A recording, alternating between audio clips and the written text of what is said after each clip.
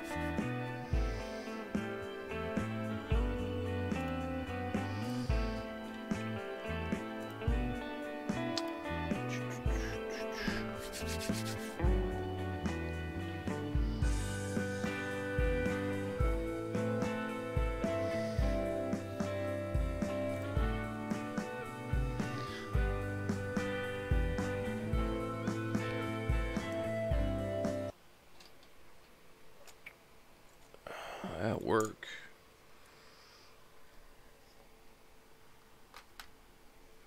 Let's see if this is working out correctly here. I have no music. Why do I have no music?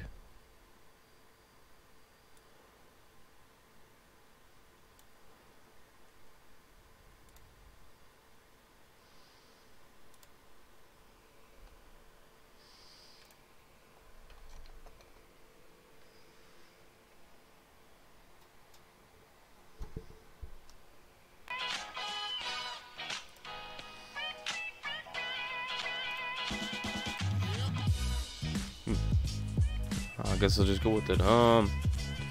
Yeah, I just wanted to come on for a while. I'm sorting out some stuff.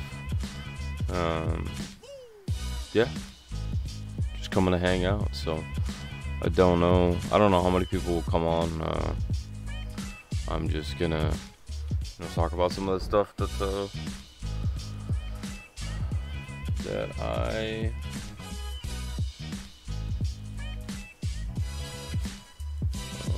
I'm working on. So some of the stuff I'm working on, like I just went through a box of halves, and it wasn't like, I don't go through halves very often, just because they're notoriously picked through on my area, or in my area.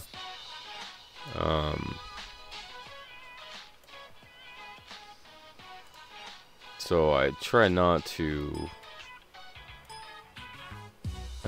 get them very often. I have better luck with nickels and pennies than I do with half dollars. But yeah, this last round was kind of to be expected. The number one thing that I get with half dollars is NIFCs. I get so many NIFCs that I almost I don't even want to hunt half dollars because it is just not there. But with that, I did find this one. My camera's a little bit crooked, I don't know why. You guys can see that.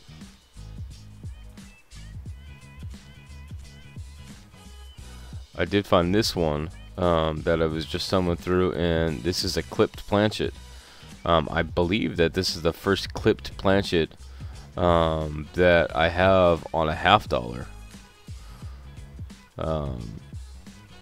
So that's kind of neat, and it happens to be a bicentennial, which I thought was even kind of better because there's a load of a minted. I don't know, but hey, Blues. So yeah, it was pretty cool. I found this one. This is a 1971. It is a double die obverse. I don't know which one yet, because there's no splits on the E, but there's clear splits on the R and the T. I can't really see the lines over here, but I can see it on the I on In God We Trust. So it's a 1971 D double die obverse. In the NIFCs, I got both a 2010 P and D, a 2009 Philadelphia, a 2005 Philadelphia, 2014 Philadelphia, 2012 Denver, 2017 Denvers. I found this one was really cool. This is a 1987 Philadelphia, which, if you guys know, that is technically an NIFC. I know my lighting is off. So finding a 1987 was really cool. And then the other one I found was this one right here. And that right there is a 2012 proof. So I like finding proofs because they're neat. This one has been in circulation for a while. You can still see the mirror, but you can see how much wear that he's had on his face right there. So yeah, those are neat.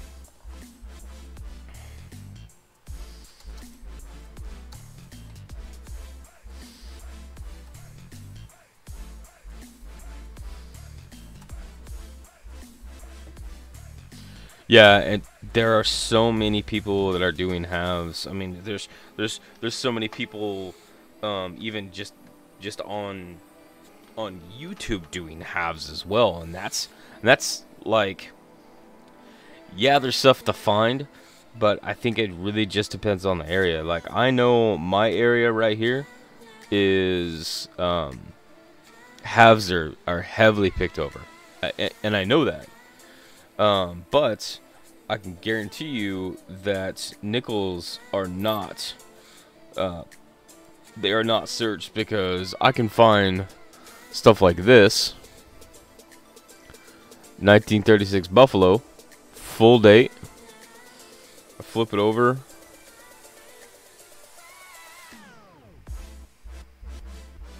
Like, it's a pretty good looking coin. You know, I can find stuff like 1969 proofs. You know, I can find, you know, stuff like this that is just a matter. But you know, and then I find stuff like this, like, I don't know if you guys can tell the, like, the gold color. It's plated, and I know that, but this is just something that I found in a roll. Like, your normal color is that. So so yeah, like, and this is the stuff that I consistently find in nickels. I mean, just out of one box of nickels, all of these are 1940s. Like, that's a lot of 1940s to find, and this is all 41 Philly, 41 Philly, 49 Denver, 41, 46, 49, 41, 41 Philly, and 40S. That's a 40S. You know, and I find about this many 40s and 50s in every single box of nickels, and that's every single box. Like, you know, I'm still finding The last two boxes. Which one is this one? Yeah, how about this one? Both these are Phillies, but you can never go wrong with 1939s.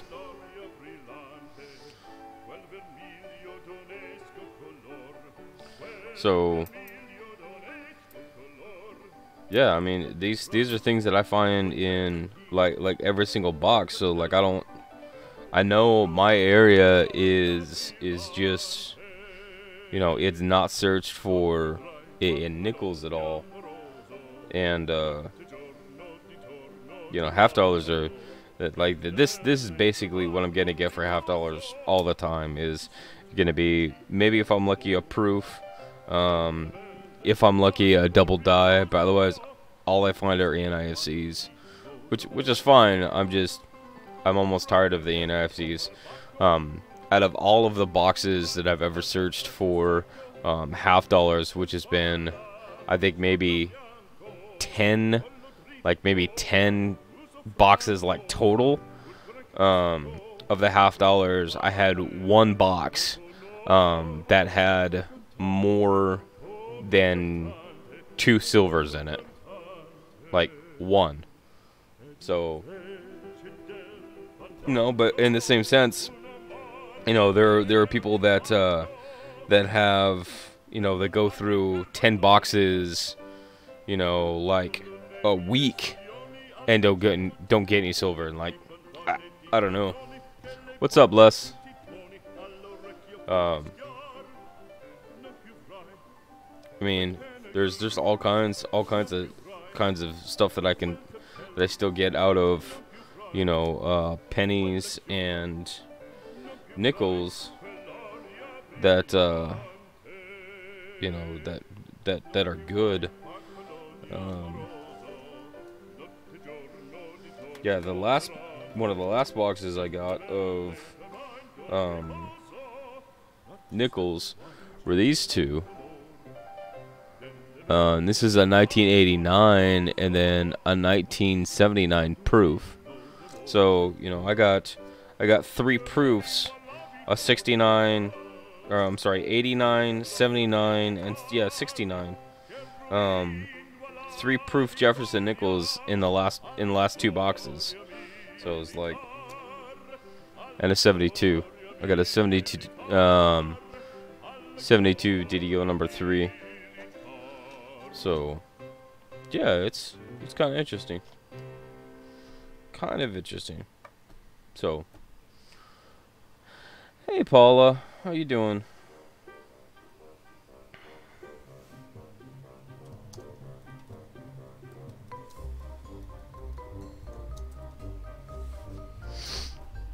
So I'm sorting through some stuff.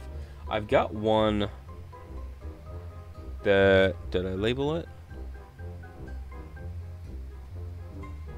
I'll put it somewhere.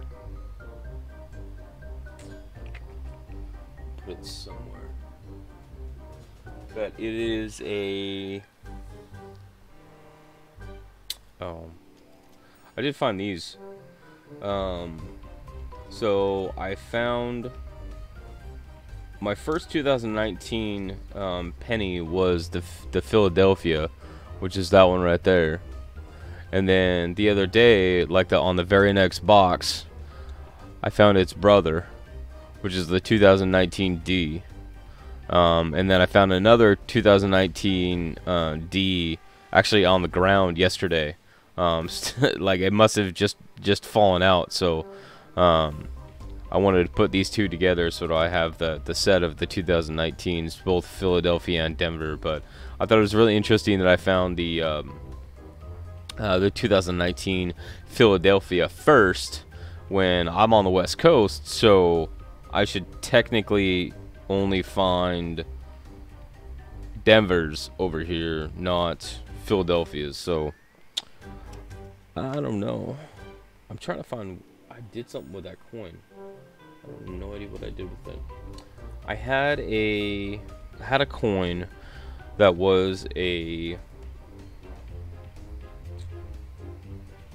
DDR. I don't know what I did. Oh, it's this one. It's a 1997. I know it's a DDR.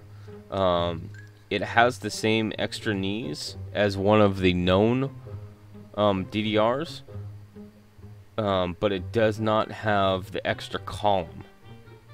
And I thought that was really interesting. It's odd. Can you guys hear the music? Like my volumes are like all right. I was tinkering with stuff this morning, so I didn't have time to check it.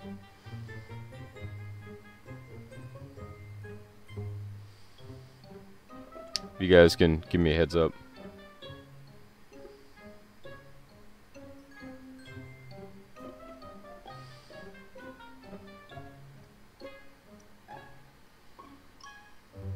Yes, Paula, I saw that. I was, if you weren't going to get it, then I was going to bid on it. But that thing was way cool. Jealous. Just saying. I wanted to, with the sound, I wanted to have some kind of like background music, just whimsical stuff, just because I feel like for me it's more natural to have some kind of music or something going, so that it's not just me talking. It's, I don't know, it's a sound thing.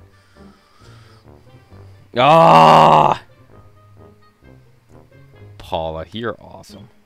You're freaking awesome, dude. Yeah, oh man, I saw that thing, and yeah, if you weren't gonna get it, then I was gonna bid on it, because that was way cool. And then Ken tagged me in it, so yeah. So if you guys don't know, Tim Rathjen has actually a number of different sections on Facebook on the group Got Coins. So there are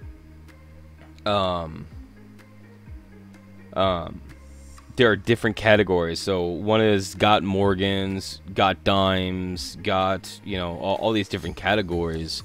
And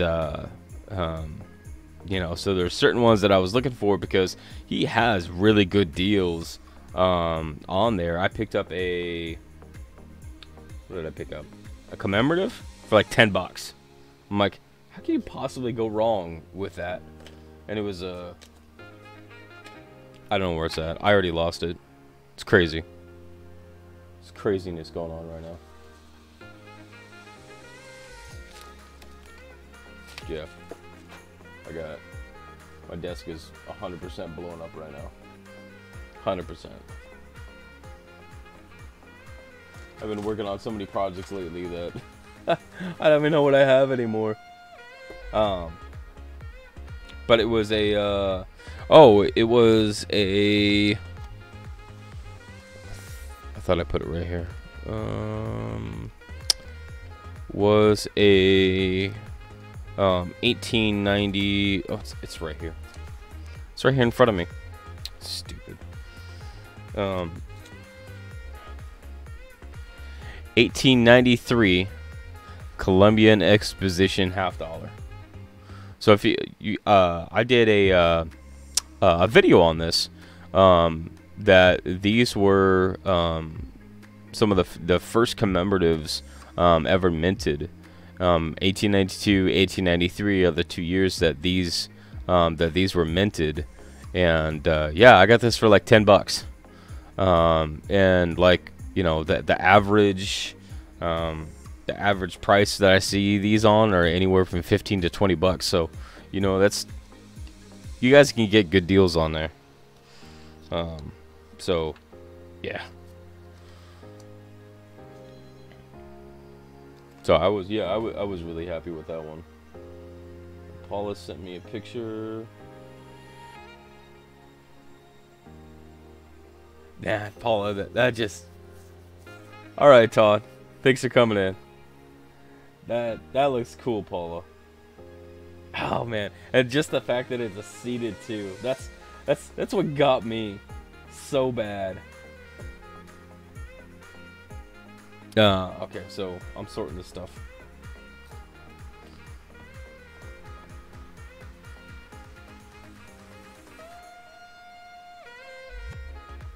I'm gonna ask you guys. Like, I know some people aren't on Facebook and some people are. But would you guys want to see like a live stream of like going through like the Facebook coin posts? I know that's what we kind of do on the Q&A, but just on like an individual basis. Because I thought about doing like that just for kicks. Because I think there's a lot of information out there. I don't know. I was just thinking about it. What am I doing? That's what I'm doing. So, I got my flips over here. There we go. It was just something that I thought about doing, just like, you know, an hour, 2 hours, you know, just to live stream more. Because I think that would help, and, you know, I feel like people would enjoy it. Okay, so 1976. Denver, and this is a Kennedy.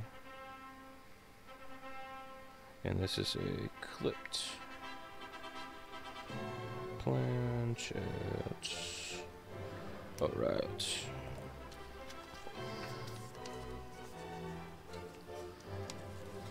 So, Miss Paula, I did do a box of halves, and it was less than ideal, but it's about normal for the boxes that I go through.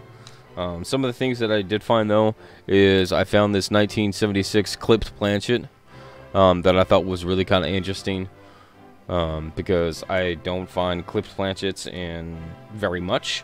Especially on big half dollars. I did find a 1971 double die obverse. I don't know which one it is yet. I haven't looked it up. The doubling shows up on the R and the T, and in the I in. And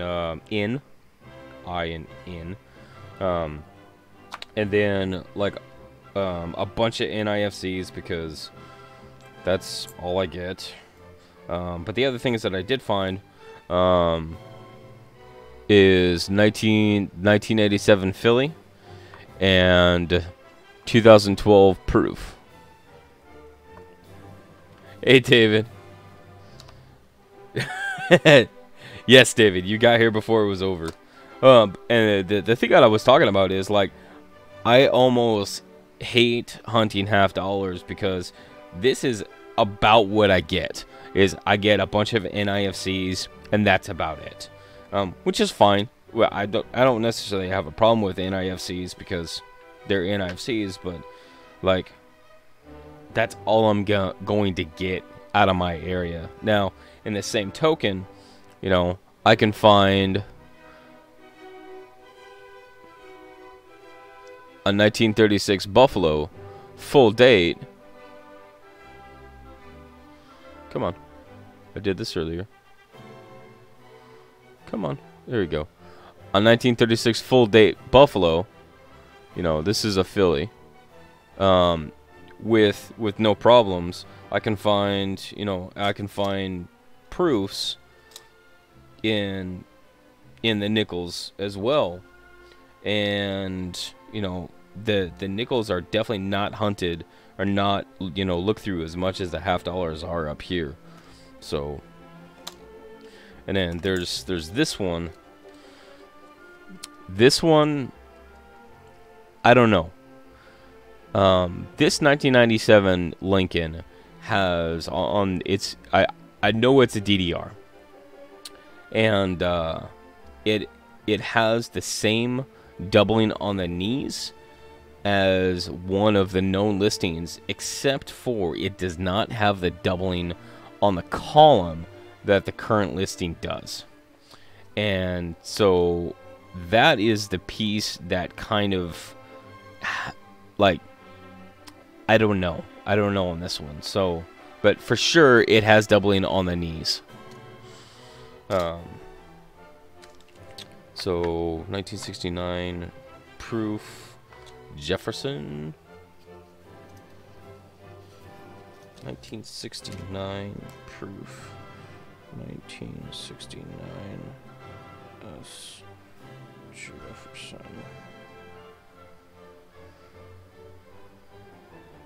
Proof. So I'm just sorting some of my stuff out. Oh, have this. There we go. Get it upside down. I just put on just some random background music just to have music. There's like 293 songs and it's random, but it's bright music. I just wanted to do something. Let me see if I can tinker with it.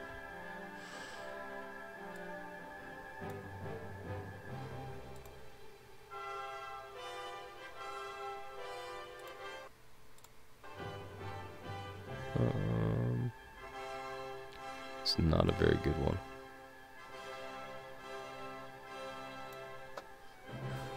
Yeah, I was just it was a setting in OBS that basically I have a YouTube playlist playing in the background, and I'm capturing the output from that tab. So it's, you know, I'm just playing around with it because I like to hear music while I'm talking because it helps me focus a little bit more. So I just wanted something in the background that I can listen to, because when I'm on when I'm live streaming, I usually have I'm live streaming on that computer over there, and my laptop up here. I usually have music going through that, and it just seems weird because I feel like I have a disconnect between live streaming and the music. Probably sounds weird to some people, but I'm a different duck. And so I wanted to have something that, you know, what I was hearing would be the same music as, you know, what's going on the live stream at the same time. So I'm just trying something different. Okay, so that's a proof. This is a proof in IFCs. Better than mumble rap, I would agree.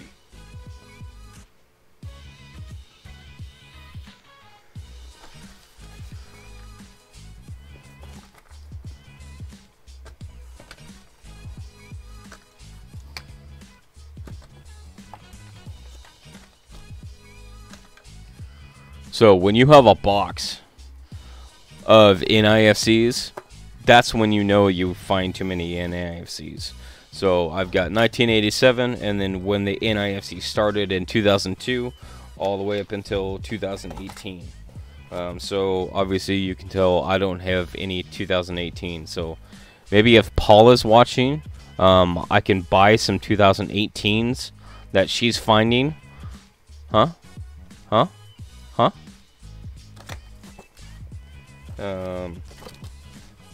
But like this one, 2017s.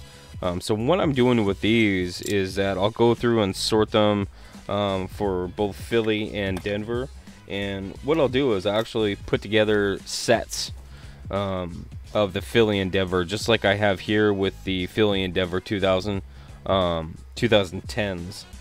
Just because if it's like a birth year or something like that for some people, they may be interested in some of these. So I have a full set somewhere. I don't know what I did with it. I think it's, nope, it's not that one. Is it this one? Nope, it's not that one either. But I have a full set, and then so I intend on selling these others as I get through them. 2005. because I like putting sets of stuff together. It's just, I don't know, there's some kind of level of satisfaction that I get with it. So here's the number of 1987s that I found. I found exactly 2. I think I actually have a third one, but I have 2. I think SJ found 250. Oh my gosh. 2014. Where's my, there it is, 2012. That's a lot. And Paula, if like, I'll kick you some money for them. If you've got some kicking around, just let me know. Just send me a message. And then the proofs I have separately, but this is how I organize my stuff. So it's always cool to have a 3D printer. So if I ever run out of tubes, I just print myself some tubes. So this is all 40% and it's full. Thank you, Paula. I appreciate that.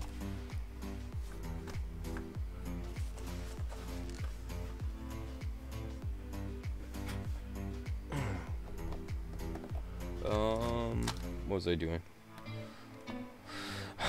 Proof. 2012 proof. 2012 Kennedy proof. 2012. 2012 S. Kennedy proof.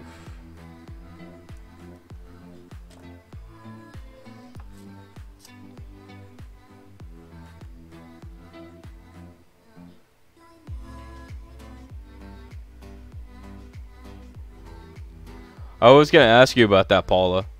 I just sent the ones that I originally did, the dividers, but like if you need more or something else, just let me know and I'll send you some because yeah, because you're worth it.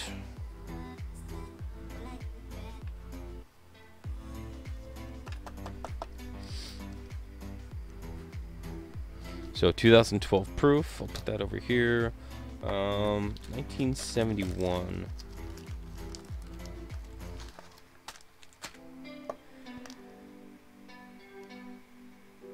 You're welcome. You can I put that in there as kind of a test piece. Because I think that any prints that go out, I want to start putting those in there. And the other thing that I thought about is that if you run with Tim up at the coin show and for some reason I don't go or whatever, if you could show that to him, maybe I can get some side business. Ah, Lemonhead, what's up, man? But yeah, that thank you card, it's the same size as a business card. It's a little bit thick, as far as depth is, but that is actually a unique piece right now. That is one of one. I've only printed one. That was a test piece. So like, I think that I want to keep the same style because it is the same size as a business card. I think it's too thick. I need to drop it down. All right, Lemon, have a good day, man. So this is a 1971D. I know this is a DDO. I'll have to reference to see which one that it is. So I'll set that aside for now, and I'll do the attribution on that later.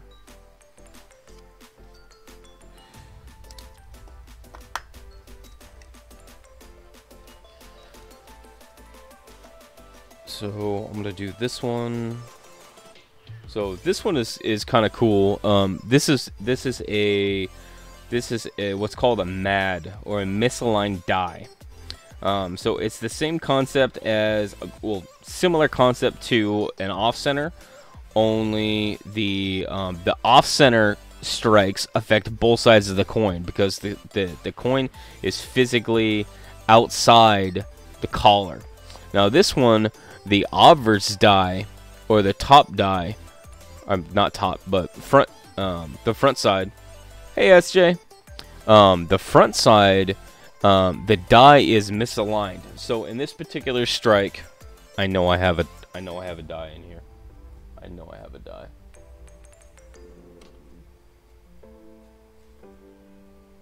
Okay, I'm using my dime. So instead of the dies being like straight flush with each other, I gotta have another die. I got another one. Alright, here we go. Ignore the fact that I have a nickel die and a dime die. But normally when they strike together just like this. And they're straight. Now, a misaligned die strike like this one, where you can see the rim is real narrow over here, and it looks like that it has two rims on the far side. So that strike is basically this. Hey RB. So that's when the die isn't perfectly seated and it strikes the coin like this. That's what causes the misaligned die, because it's saying that the die that, whatever side it is not, not flush with the opposing die. So this, get that in focus. I don't know where my focus is on this camera. So the exaggerated is like, is this. So it's this strike right here that causes this misaligned die. So I'm saving this example because this is the most extreme MAD that I have, because if you actually look at it,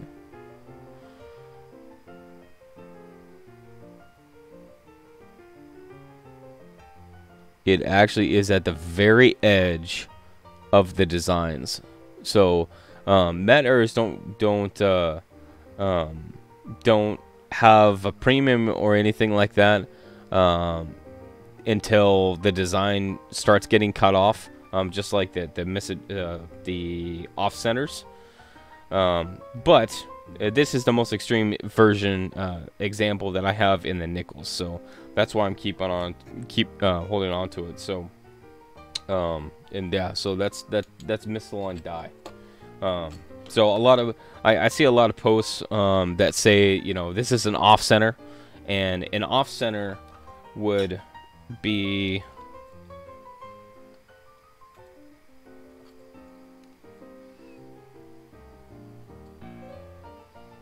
like this, where the coin, the planchet, is outside the entire collar and both the dies come down and strike. This is an off center because it affects both sides of the coin. A MAD is only where it affects one side of the coin. So it's a history lesson.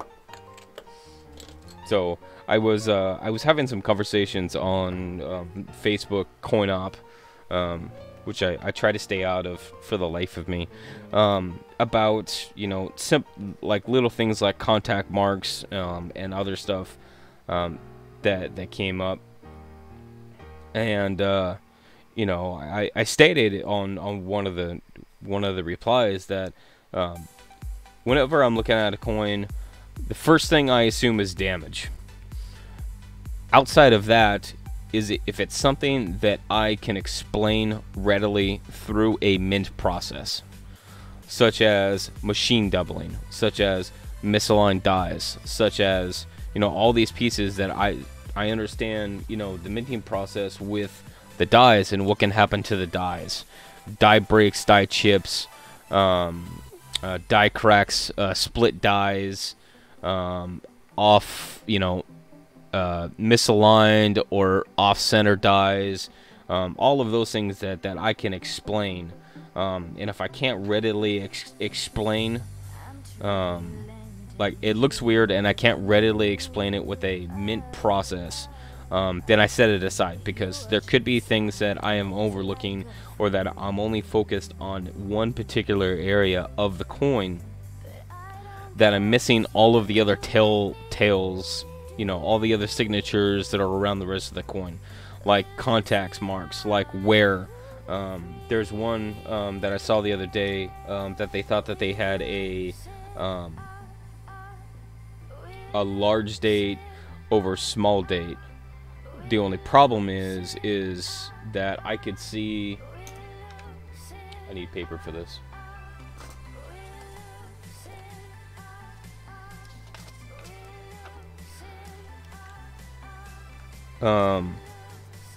The only problem with large over small date is that there's only one that I can think of off the top of my head, and that's a 1960 that is small over large, or large over small. But the other thing is the profile.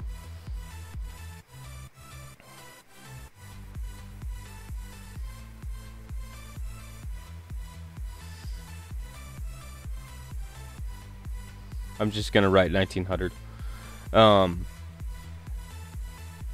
What they saw was pencil. What they saw was wear right in here, and they thought that it was a large over small date. The problem is that what they failed to see is that this is actually wear damage, and then there was wear going into the vest.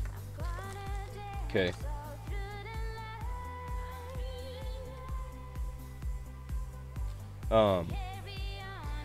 So, and if you look on a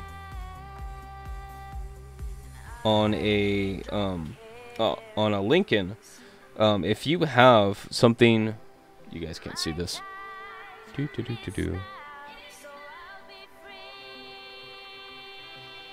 Come on. My lighting is throwing it all off, I know that. So if you have wear on the date right here, and it goes across right here in the vest, like, that's a coin rolling machine. And it was this telltale mark right here, that was the circular arc across the vest, that I knew that it was actually just damage off a coin rolling machine. Like, you can see it, like, you can see it on this one. This is a 1958.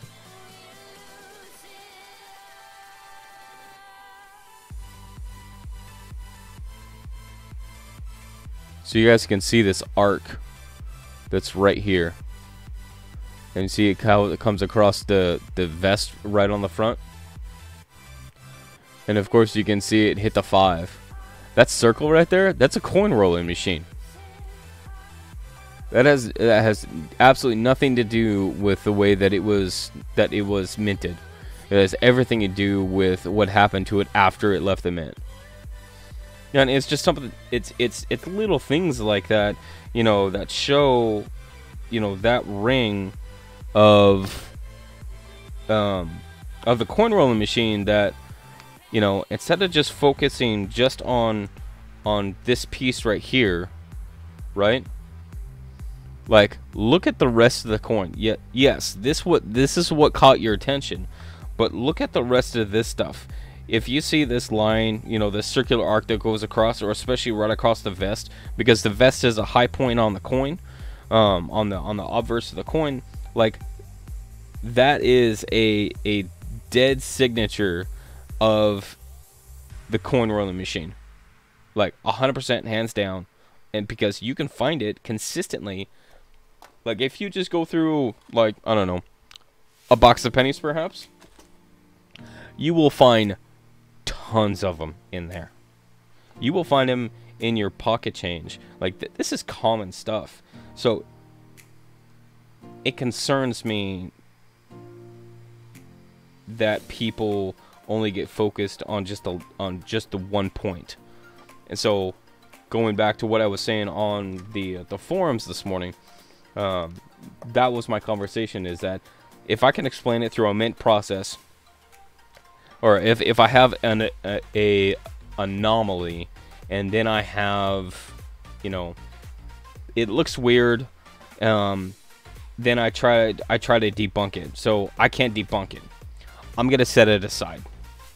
You know, I'm gonna set it aside, and I'm gonna say, okay, you know, I'm gonna look at this later. Maybe, you know, I'll get through the rest of my coins, and then I'll pull it back out, and I'll say, okay, you know, now when I'm looking at this coin, what does the rest of the coin tell me?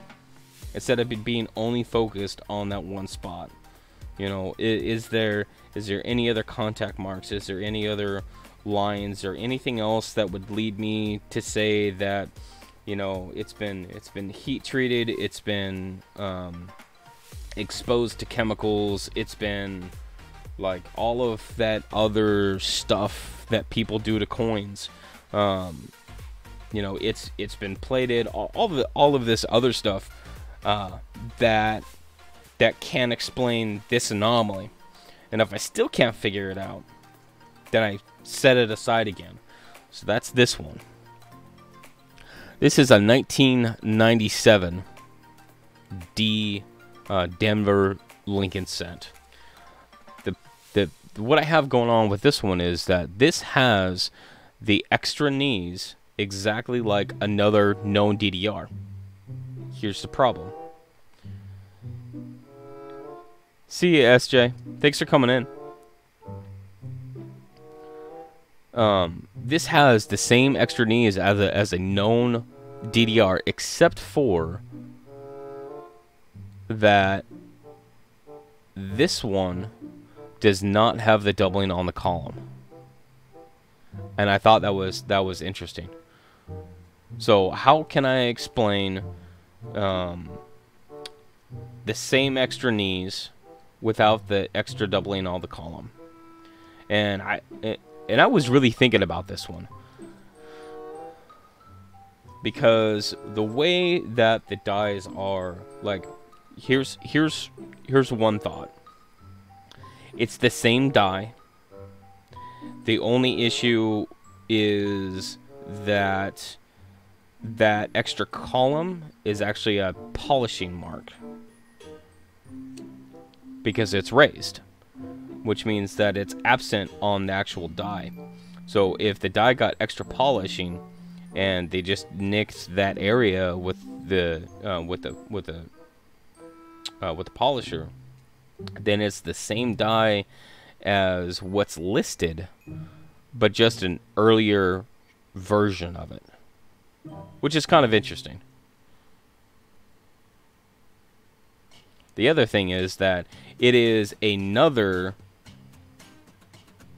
die, doubled die, that's similar, but just has different things on it, which can happen technically. I mean, if they have, you know, a certain number of, like they'll have, you know, a master die or a couple of master dies, or master, say that in the hubbing process, the master hub, you have one, you know, a few master hubs, and maybe one of those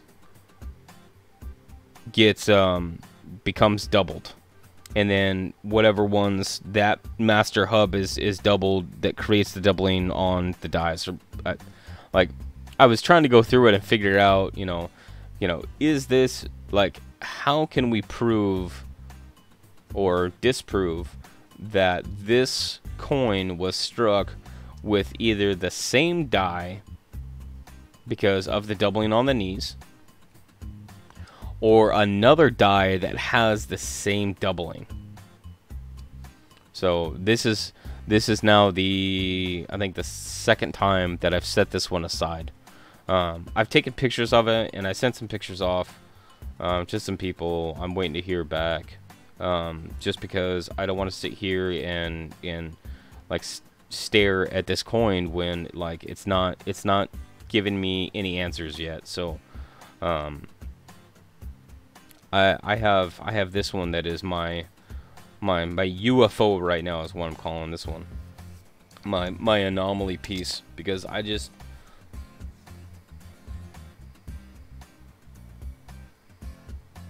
yeah, and there's some of those that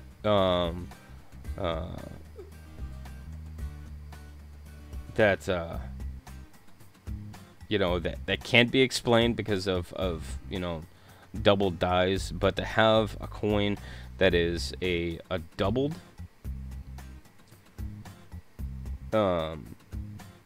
with the same doubling as a known listing.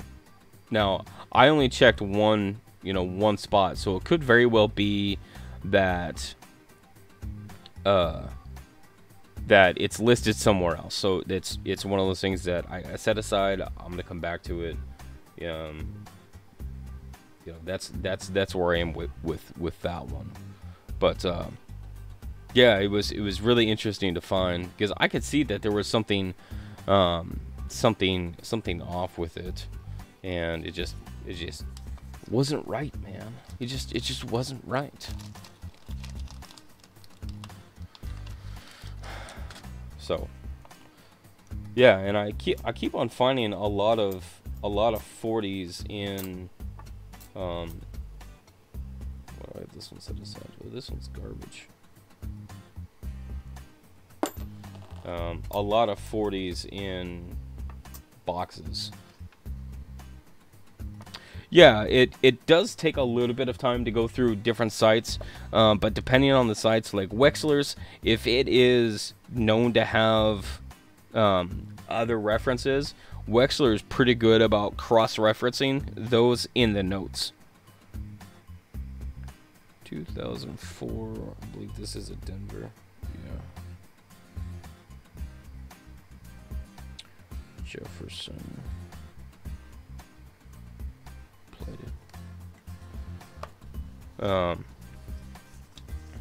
So yeah, that's one thing that you can cross-reference. But the thing with the 97 Denvers is that the reverse listings, specifically on that have that the doubling on the knees, I think there's only like one or two, and this one doesn't match either one of those. I suppose I gotta find that one too.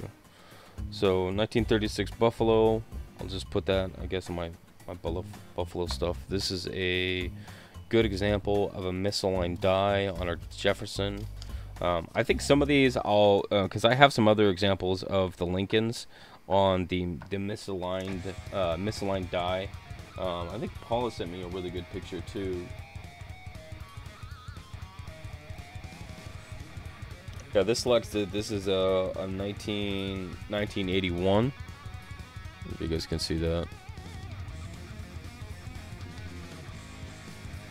So same thing, that it's got what looks like two rims on it, but it's actually one rim that is actually the die, and then that second rim on the outside is actually what is outside the die. So it looks like that it's got two rims on it, but it's just like what's pushed out. So this is a 1999 Denver Jefferson. My handwriting is terrible. I'm sorry. Because, you know, who writes like that? I mean, really. Looks like I slobbered all over the paper.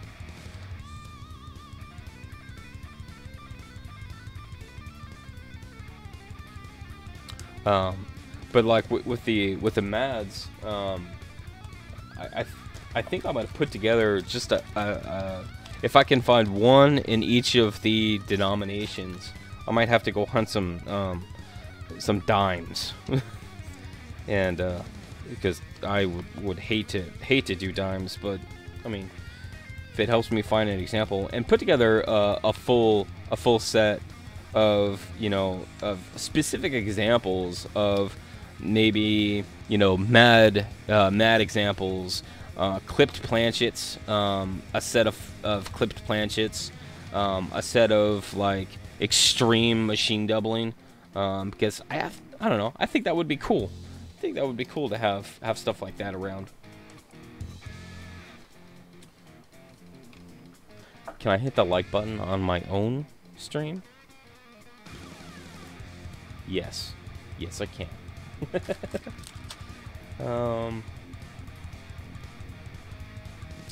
There was this one that I thought was really cool.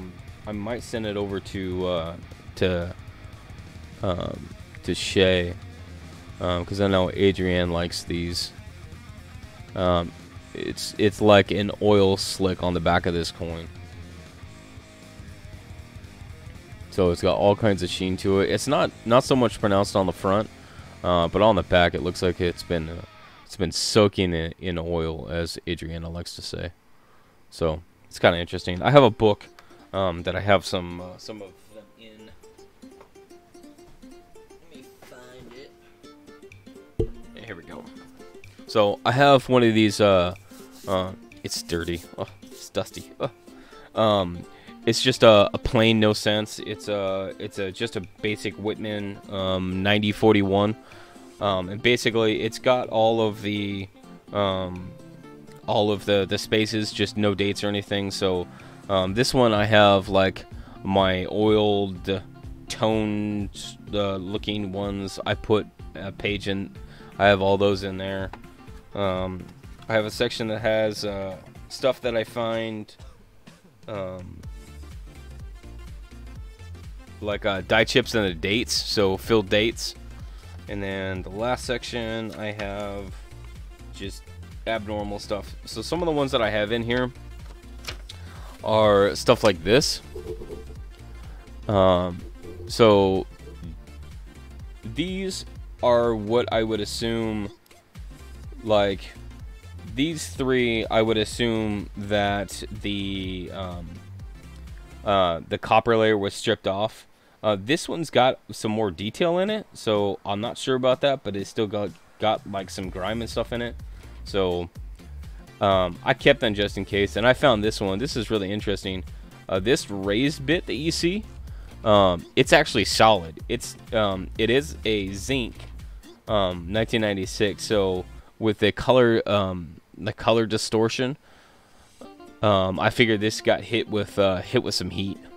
But I thought it was kind of neat to find one of those, because it's like, it's completely, you know, you guys can see the shadow, like it's this whole bubble up here, but it's like, it's solid. Like I can push on it and nothing happens. So I just keep I keep one of these books just to, you know, just to have, just for kicks and giggles. I mean, it would be cool to you know, to fill with these, you know, one of these books with, you know, the misaligned, or, you know, artificially toned, or, you know, like one solid example all the way across. I think that would be kind of cool to do, just to have some kind of, you know, full book of stuff. But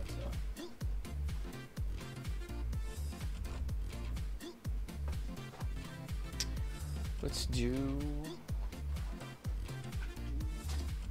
2004. Oh, I need these.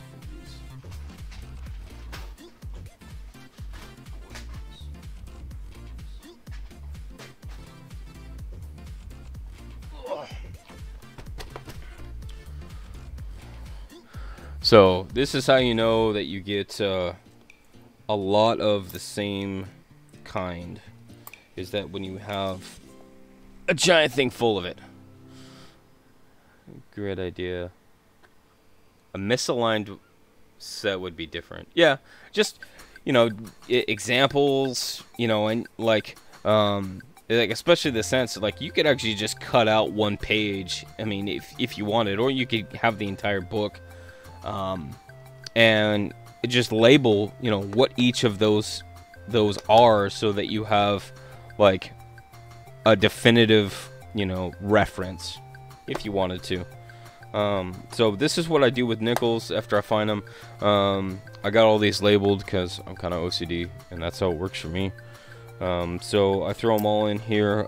Once each of these bays get these little squares get filled, like I got to do them for the 58s that you guys can't see. I got to do it for the 58s right here. Once it's full, and I take them all out and I sort them, and I keep like the top 20 or so of like the best looking ones, and I chuck the other ones back. So let's do 46, 41, 49, 42. That's a plain 42. You buy silver with your PMDs, hey, and whatever works. 41, 47, 47, 47, 48. Oops. 40, 41, 41, 49, 49, 41, 46, 49, 41, and 41. So I'm almost at the point where I got to do it with 41s. I find a ton of 41s, like a stupid amount of 41s. This one looks like that it got wrecked. Got some roller marks on the front. I'm gonna kick that. Which is really odd to find, 41s, because out of all the boxes that I've gone through, I had like I used to have basically a full roll, like 2 or 3 rolls of just straight 41s, and then I finally said, hey, maybe I shouldn't do that, and then I sorted through them and then got rid of them. So I got to do that with the 58s. I got to sort them by mint mark, and then sort what I feel they're graded at. And basically, I'm looking at the back. For me, I take a glance at the front, and I look for like all the separation in his cheekbone. You guys can't see because separation in the cheekbone area, and see how. Oh, excuse me. Detail in the hair, but what I really look for is on the reverse. I'm looking for the columns, because especially these older ones. Come on. Hey, get over here. Thank you. Come on. The columns, these 4 columns in the middle, that's the highest point of the coin. So like when they start wearing out, especially once I've lost the design on the top, and I start losing those columns, then that's when it really drops in grade, and so I just kick them out. Do I have any black beauties? I think I have one. I think I have one, but I'm not 100% sure on that one. Do I have Canadian coins? Well, yes, sir.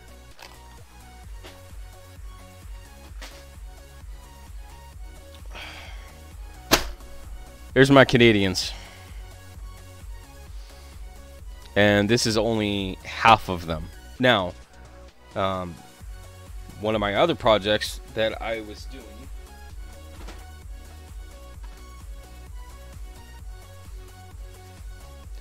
is books. I went through and I built a bunch of books. I had planned to sell them, but if you guys are interested in them, where are they?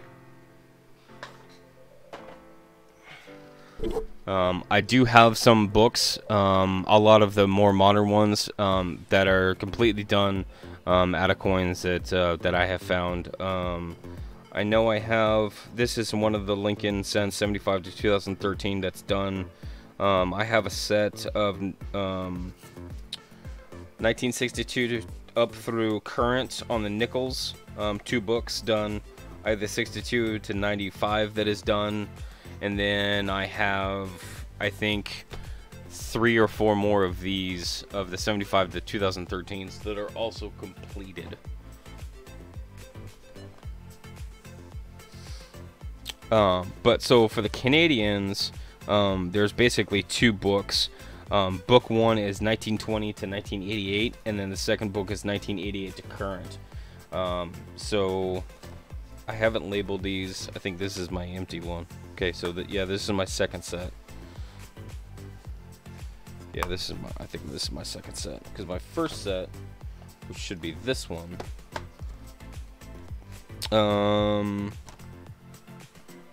so yeah, this is my first set.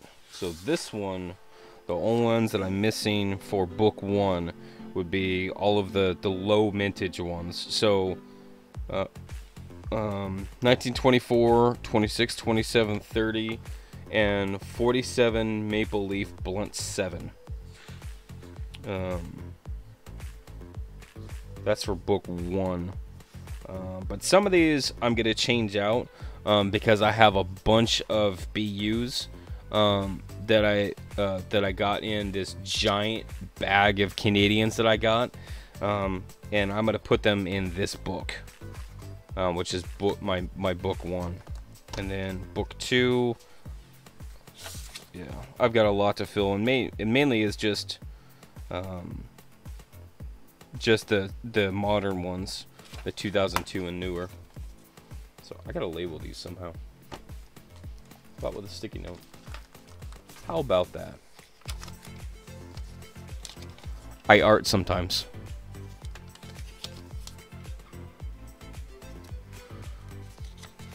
So I think this is gonna be book 2, right? Yeah, this is book 2. So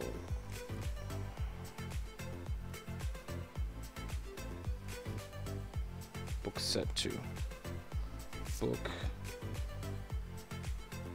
set 2. And then this is also book set 2.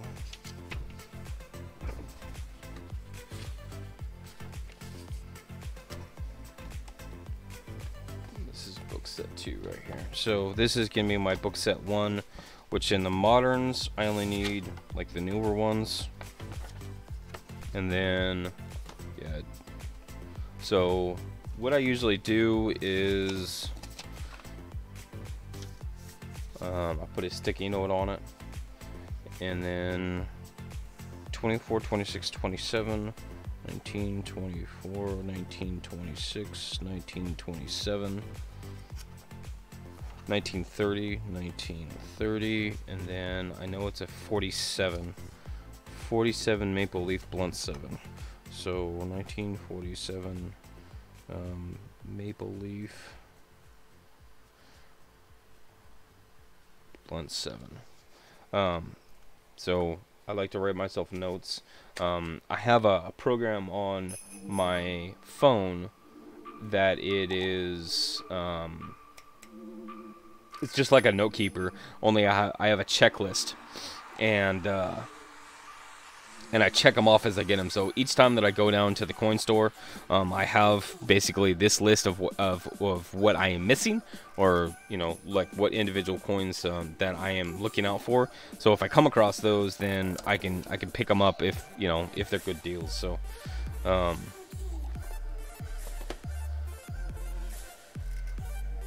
there's some of the moderns that I can't get them. Like, it is, I don't know why that I can't get them. Maybe I'm not looking in the right place, but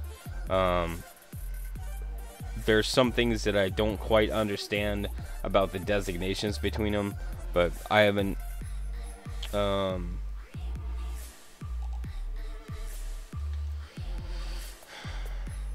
think I went through this before. It'd be okay. So one of the things that I don't understand, and I know that I've talked about this before on on one of my other streams is the difference between the 2003 and the 2003P.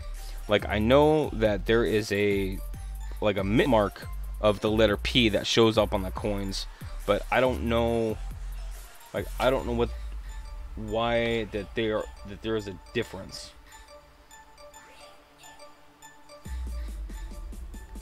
Because all it says is 2002 through mid-2006, a P mark indicated that the coin was made of copper-plated steel. In mid-2006, the P indicator was eliminated. So, like, but it has the mint mark P on it, right?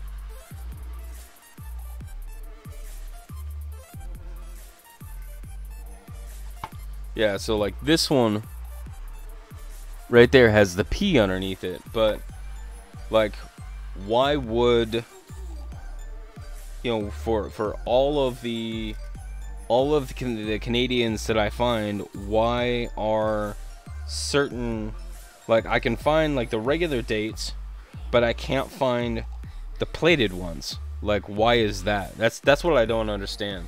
I think it's really weird, but it's exclusively, like, nearly, with the exception of 2003, all of the P mint marks, or the P marked ones. So 2003 P, 2004, 2005, 6, 7, 8, 9, and 10 all P. Like, why? Like, you know, was there something about the circulation or something that those wouldn't end up just like all the rest of the coins? That's what I don't know. Because reasons. So this is book 1, book 2, and this is book set 2 that I intend to put together. But like, I got really lucky on one of these, and it was, I think it was this one, the 1923. I actually found that coin roll hunting. I didn't get it in this bag of Canadians, so I still have my giant bag of Canadians. I just haven't sorted them. So, but I know, like, right here, like, you guys can see like how full this is, and it's way full. So like, I bought another one of these, which is over there on my counter, to sort these out more, so that I can put, you know, like, I'll have one that has like the 60s. Like 60s and 70s, like, broken up down here, and then the other one will have the 80s and 90s and 2000s. So like 80s, you know, 90s and 2000s, just so I have more room to put them in, because I know I have like basically half that bag that is in here. But there's some of them, like, I got a nice red example right here on the 78 that I know is probably not that great in this one. So let's check the 78 in this one. Oh, I got a good 78 in this one, so I'll check the other one. But yeah, some of these, like, I know I've got some of these 60s that are in my rolls over here, that can go in here, and I'll transfer the other ones to the other book. But yeah, that would be my Canadian adventure right there.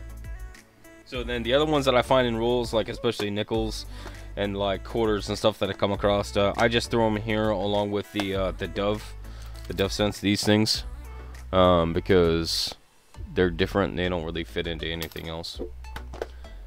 Hey JC. So, Coin Junkie, yes, I have Canadians. I have a lot of Canadians. Then on my nickels, I have, this is all 2009 and Slick Buffaloes. So I have about another half a roll of 2009s to put together again, because I already have a full roll right here of 2009s that I pulled out for, you know, reasons. So I think I started one. Yeah, I started one. I actually found a 2009 Philadelphia the other day. I was kind of surprised. Yeah, right there. 2009 Philadelphia. Yeah, so I'm starting another roll on 2009s. I really started some of these things to do the books, because I found it easier to go through and say, like, I know this happens to be my 38s and 39s, so I can look through my 38s and 39s and say, you know, I gotta get thanks Paula for coming in. You know, I gotta get a 30 39, you know, Philly, and I'll look through here and I'll find the best one and I'll put that in the book, and I'll go across all of the decades. Like, this is 90 through 94, this is 95 to 99. So I can, you know, go through each one and find this particular mint marks, and because that's how I started my pennies.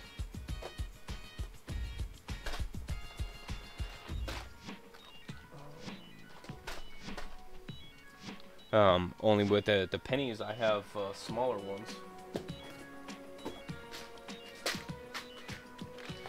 So I've got smaller ones, but the same thing is that this happens to be just the Philadelphia ones for the 70s, because it has exactly 9 holes, which means that I can fit exactly, you know, 10 years worth of coins in it. So then I can go through and I can pick out, like, this happens to be Philly. I've got the same one for Denver, and it is twice as deep as this because I'm on West Coast and I get Denver way more than Philadelphia. But if I need to put a book together, then it's easier to put, you know, one of these together for Philadelphia and one for Denver, and then go and I'll do, you know, one out of each year and put those in the book. Then I'll go grab the Denver one and pick out, you know, one of each year with the mint mark. The other one that I have has both Denver and San Francisco in it, so that's one of the biggest reasons why it has a lot more coins in it. But that way I can, you know, I'll take a decade, you know, at a time, and then fill up a book with what I can, and then move to the next decade. So by the time that I get done, I'll have, you know, maybe a couple of spots left over where I don't have a coin of a particular year and mint mark. So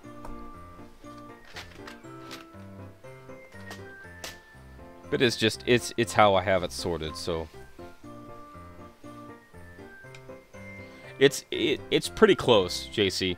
And the best part is that you can go down to Lowe's, Home Depot, Ace, even online, and these things are like $2 or $3. Like, they are, yeah, you too, Lincoln. I'm hearing it too. The background music is just a bunch of random songs. I was just playing with to have some kind of music, you know, just at the same time, because it helps me. All right, Jeff, thanks for coming in, man. But yeah, so you can pick these things up for like $2 or $3. It holds like these two areas are smaller than the rest of them, but yeah, I mean, you can fit like at least a roll in each of these compartments.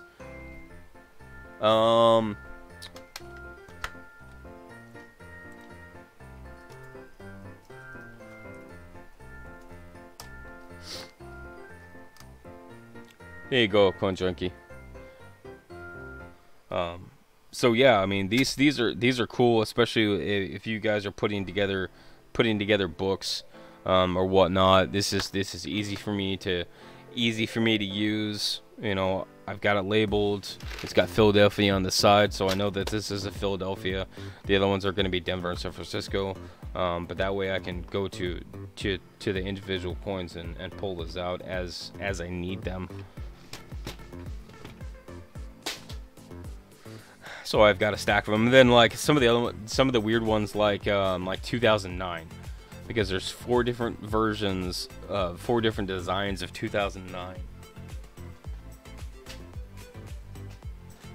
So I just split them up. So for the 2009s, birthplace, formative, professional life, and this is overflow on the professional life, and this is overflow on the formative, and then this one is the presidency, is these two. So what I intend to do with these is that, like, some of these are much better examples, you know, bright red, you know, real nice, versus, you know, something like this is kind of dingy or whatever. I'll put sets together of both the Philadelphia and the Denver with, you know, the best examples that I have, and I'll put those together because that, you know, some people like to have, you know, an example of a short series or whatever you want to call it. I think it's cool. And then I've got you know, the other things for like the decades. I've got one for the 2010s, one for Philly, one for Denver.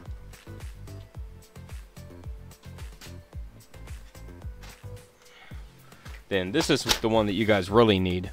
You need one of these just for 1982, because you have 7 varieties on the 1982.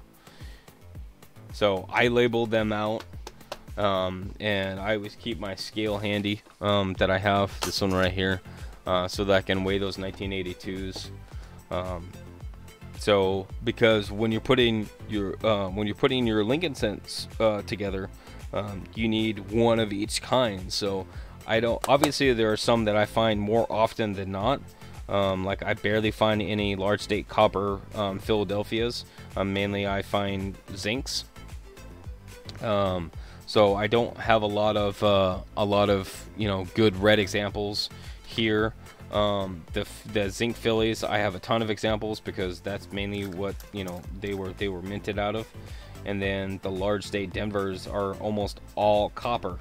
So the large state zincs, I actually don't have any in here. Now I do have some, but I had to get a roll of them, which is this one right here. So this is 82 Denver large state zinc, which is gonna go in here. But I bought them I bought a BU roll to put some more books together, so I just left them in there. So small date zinc Denver, which are, you know, the more common ones. So I try to keep only like the better examples. Like the dirty, you know, wrecked up ones, I just kick those back because that's generally what I find. So those are some examples of what helps me be organized. So some of these things, like the small date zinc Denvers, I've gone through these probably maybe two or three times, and, you know, sorted them out, and then taken like the bottom 2/3 and put them in a box and took them back to the bank, because of how often that I find those here.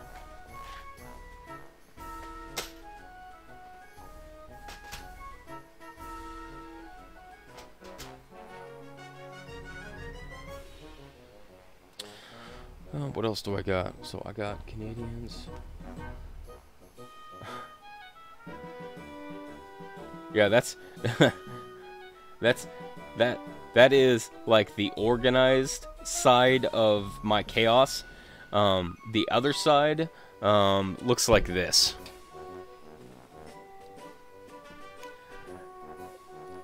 I don't know, man. Like, I got, these are the tubes for my war nickels, 2009. This is an 82 roll. This is an 82 roll. And then, like, some of this other stuff, dude, I don't know. Like, I know I got dollars over here.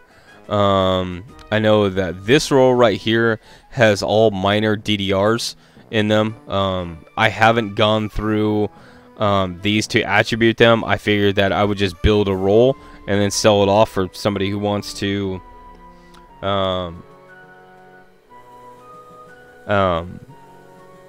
somebody who wants to practice attributing coins. So I'll sell that, and then these trays are the ones that I printed. I tried to get them somewhat organized, so that, like, each tray has only one denomination in it, but that didn't work out. So it's just whatever I shoved in it. I'm sorry for the music, guys. I just grabbed a playlist of bright, happy music, and I slapped it in there. I shall be more choosy of my music choices.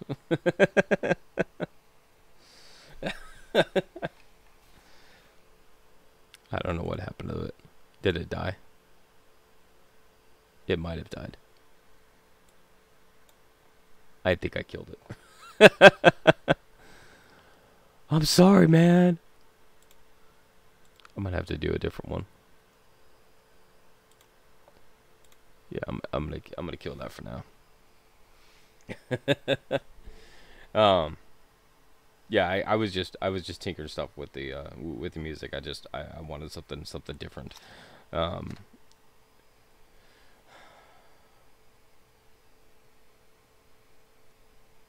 Yeah, and then there's, like, I always find weird stuff, and, like, I'm sure if I took this one to the bank, it would probably get kicked out.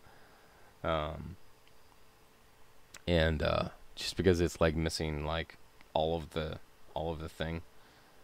This was obviously done recently, since this is a 2012 Shield, but yeah, I'm gonna give that away, I guess.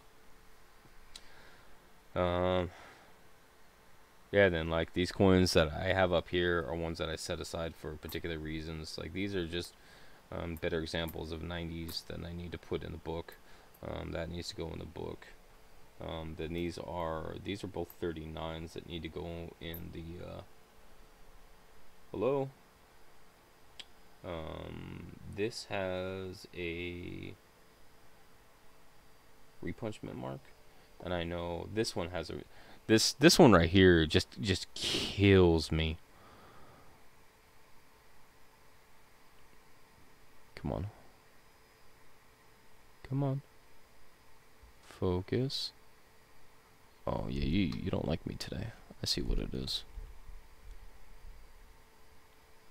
Because it's got this great repunch, and then it's got this massive ring of death on it. I'm like, no, it killed the coin. So you guys can see that ring that goes all the way down across the zero.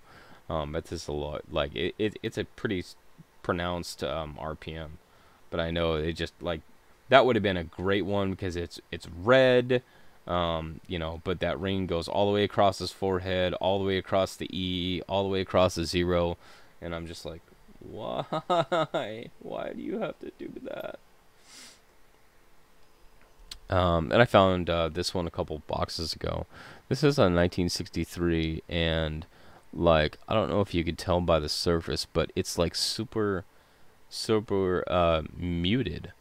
Like, it's not, like, it's got shine to it, but it's like a dull shine, not like I don't have another example. Well, this is a buffalo, so you guys might be able to tell of what the normal color of a nickel would look like, and then the color of this, it's like this gunmetal gray kind of thing that, like, I don't know, like, my number one instinct, again, going back to, processes, is I would say that this is plated with something. But, like, I don't know how, but it's not black though, Lincoln. It's gray. It's like, it's dark gray. But, like, the surface on it is, like, the devices are really muddy. They're not clear. So I would almost 100% say that this is plated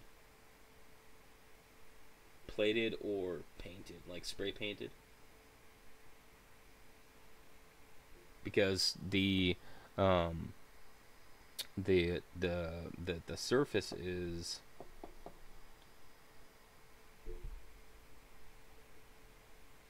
I mean, the surface is texture. It's not smooth. So that's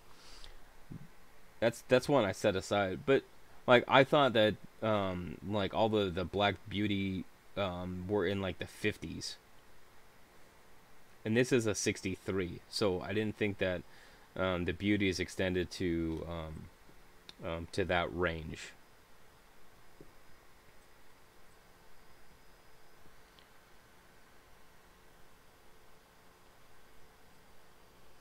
50 to 60. Yeah, so like I feel like that there are too many things that put this particular coin outside, outside the realm of that. Specifically the way that the surface looks on it.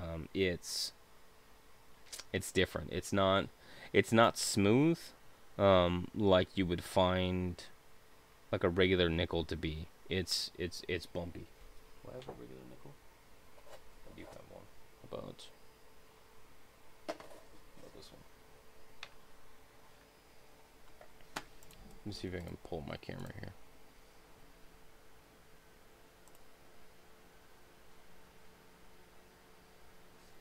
So this is a 1940. We'll just look at that here for a second. Dude, that's a terrible. This technology is killing me a little bit. So that you can see like all the contact marks and stuff on it, and it's kind of rough, obviously because it's worn. Now look at this one.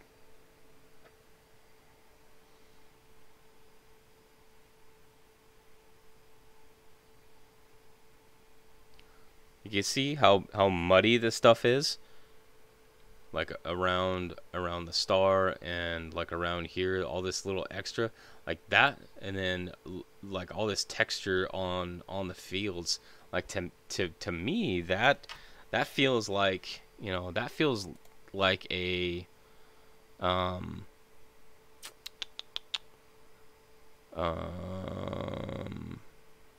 thing, like a painted coin, because like with how much that if you were to coat this coin, that it would, how much it would muddy the design. Like it's not a very clear, separation between the design element and the field. It's got these, like these lead ups, and it's like that on both sides of the coin. Damage on the rim.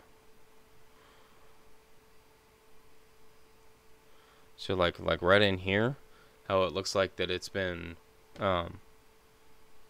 like scratched after it got after that it had been painted. So like I feel like that this is a painted, but the other thing that I can't explain is like, okay, if this is painting, then what is this, these two dark spots? Because there's one on the reverse and there's one on the obverse, like in the same spot. Whoops. Right? Right there. No, different spots. So if it's different spots, reverse.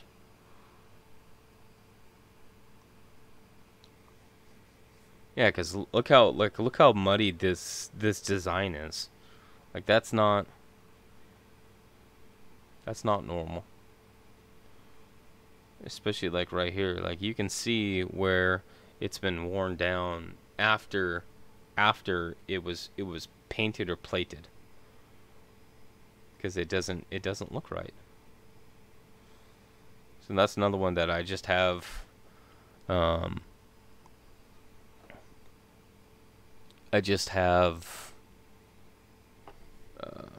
set aside, because like I can't readily explain this. But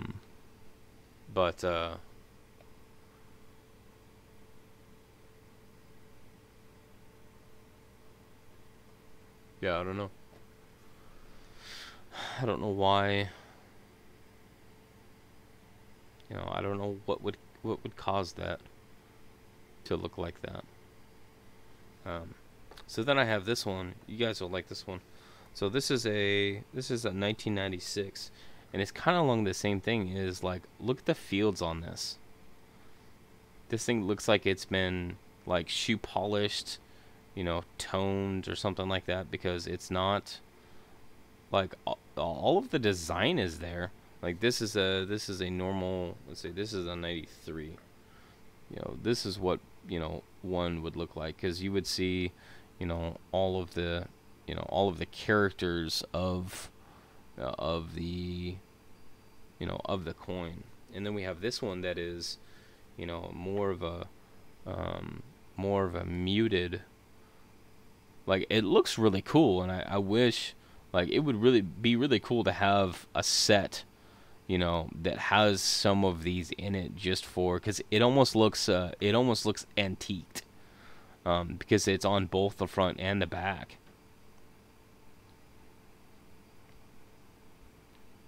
But yeah, it's really kind of an interesting piece. So I'll come down here so you guys can see the colors. Oops. Do do do do do do do do do do do do do do do do. So this is the normal looking one, and then like there's this one. So, and I thought that that was really kind of just kind of different in the sense of like the color on them, and you know, like the shade, but it definitely looks like that it was hit with something. So, hey chef, what's going on? So that's what's in my wheelhouse. I got some other stuff up here that I have not done anything with.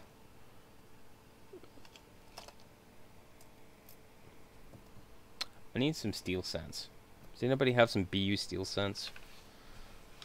I suppose I get a hold of Ken, because I know he's got some steel scents I could probably get. Because I want better examples in my books. I don't have good examples in my books. I have dirty, ugly ones for reasons.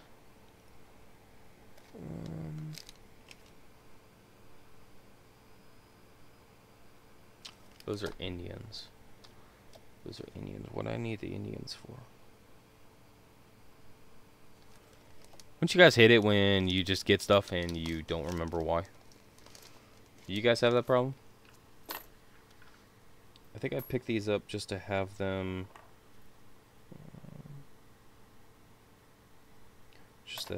as decent examples of. Do I have a set here? I think I do. So 1900. You found a clipped Ike?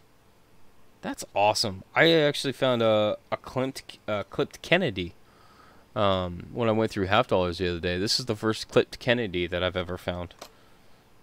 1900, 1901,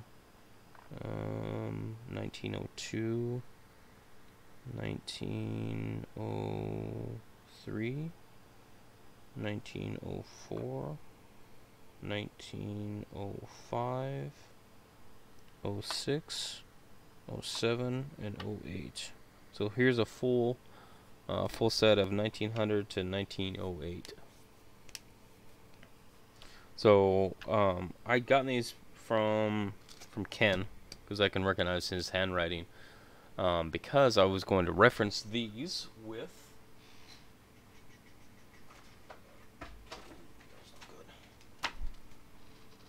my handy dandy book. So I got one morning of 10 Little Indians. Yes. A 1909 would be, yeah. So I got a couple of these books after finding out that they existed, and I found a good deal on them. So I have one for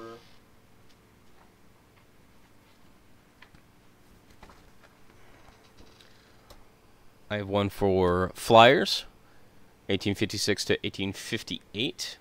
Hey, Coin Infinity.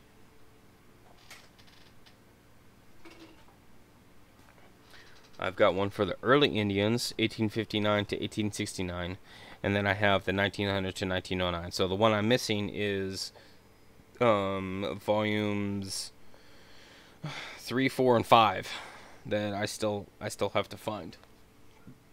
But if you guys are into what's the word I'm looking for? Flying eagles and Indian heads, because it's right there in front of my face. Excuse me. These books were put together by Rick Snow. If you guys don't know who Rick Snow is, right here, Rick Snow is like the head grandmaster of Flying Eagles and Indian head scents. So all varieties that are identified, dye varieties, double dyes, all of those are very well detailed by Rick Snow, and they are actually called snow varieties. So if you guys know some snow varieties, I've been lucky to find some Flying Eagles that have that are the Flying Eagle snow varieties that I've been cherry picking off of eBay and such. So what I was gonna do is I was gonna look through each one of my 9 little Indians here and just see if there's anything that I can pick up off of them. Obviously, I'm looking for anything that would be a double dye or anything. A lot of these early coins are going to have repunch dates, recut dates, stuff similar to that. So how Mr. Snow has this book is that he has these things basically in ratings. So the star ratings are basically how more rare or more valuable they are. No star is just a regular variety.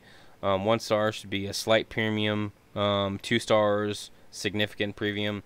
And then 3, 4, and 5 are like the top, the rarest varieties. This is the Flying Eagle and Indian Scent Attribution Guide for I'm looking at 1900 to 1909 because that's what my Indian heads are right here. I very much use hey Rasta. I very much use my Flying Eagle, one that I have. This one right here. This one right here. I use this pretty much every week, like a couple times a week, and I'll look for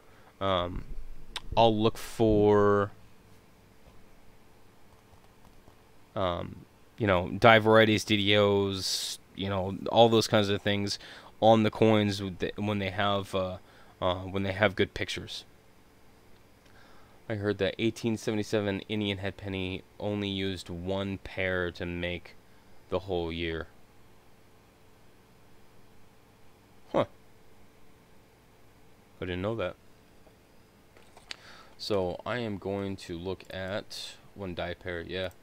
I'm going to look at each one of these underneath the scope and just see if I can tell if there is going to be anything that stands out like immediately. Obviously the condition on these coins is going to be good or about good. Most of the about goods or goods are going to have little to no liberty, which I don't really care. Because some of these the dye varieties you can tell very easily without a lot of detail. So far the 1900 doesn't have really anything that would be significant. The different areas that I'm looking on the on each of the coins is number one is going to be the date. The number one place that they're going to have anything going on is going to be the date first, because that is one of the major things that change each year. Whereas the bulk of the design won't change, but the date will always change. The second areas I'm looking for is I'm looking at the devices around the edge of the coin to see if there's any doubling on that, and I flip it over and I look at the shield. You can tell dice dates by the top of the shield. There's 3 points. If the 2 points on the outside touch the rim, or if they're away from the rim, that will be indicators on in Rick's books. If you happen to be referencing those, and then I just look at the leaves, because there's some leaves that show up that have doubling that shows up on the wreath that goes around the outside. The other thing that you can look for is, wait, what is that? Oh, that's just Longager doubling. Is die cracks that go from the wreath to the rim. That's pretty common. If the coin is in nicer condition below the date, I'll look in the denticles and see if there's any extra numbers that are in the date. Some of those are really kind of cool to find, if you can find those.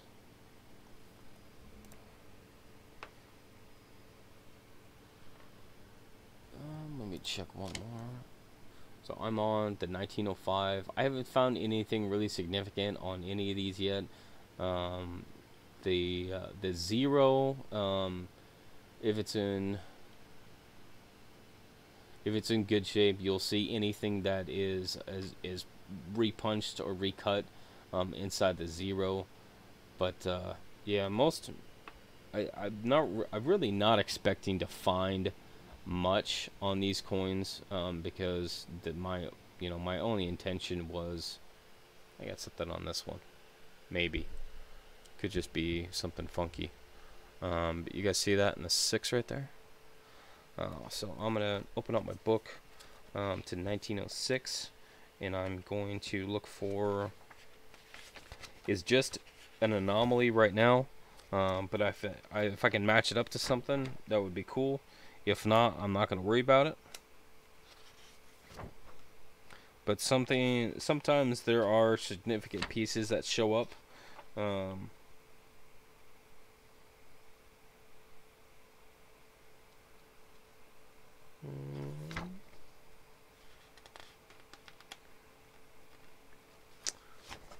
Minor repunch, recut.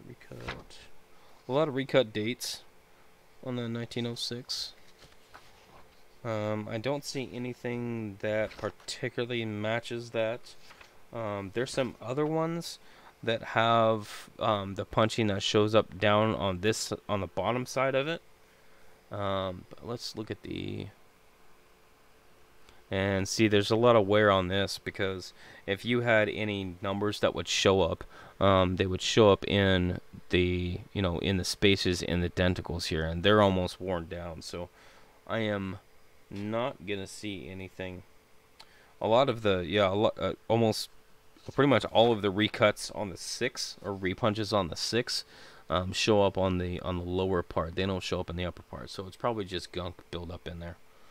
So that's okay. That's okay.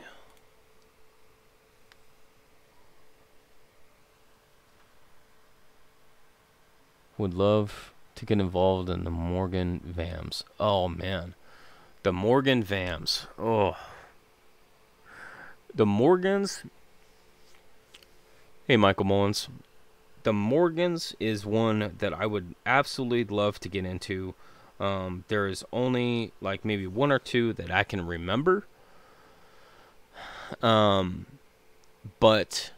the biggest thing in the Morgans is that every gold and silver shop, every pawn shop, every coin shop is going to have Morgans. Every single one of them. And there are a lot of these places that they don't deal with varieties at all. And most of the Morgans you can get for 25 bucks. So they're relatively inexpensive. You will be dealing with a lot of lower quality, lower grade in the Morgans. But that is asking to be cherry picked. And I know that, especially on, I think it's like an 1878 or an 1891 or there's one that has a longer arrow shaft or hawk or whatever you want to call it. That even on a lower grade, you'd be able to. You would see that immediately. Like that would immediately stand out. So, I 100% agree with you. I would love to get into the VAMs, but even trying to memorize, the top 100 VAMs is hard. It's very hard.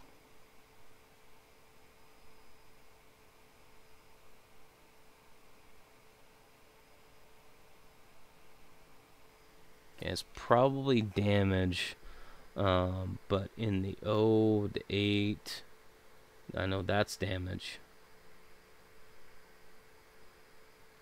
That looks like damage to me, but I don't know about that.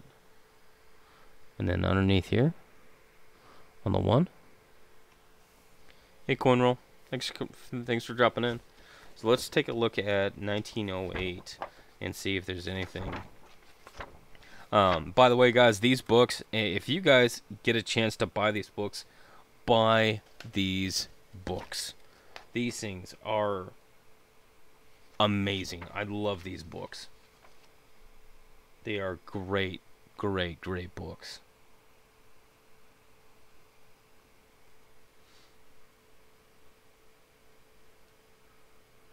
Dude, just on a single date on Morgans, there can be like 57 VAMs on a single date. That's like DDRs on, the 98 to 2000 Lincolns. Like that's the level that we're talking about. Underneath the O, I don't see anything in the 8. I don't see anything in the denticles or the 9. That's worn down too much. I don't think you see anything in the 1. That's on the lower side. In the denticles, in the 1. It's the top of the 8. And yep, I'm not seeing anything. There's an 8 over 8, and that's on the S, and this is not an S. This is a plane.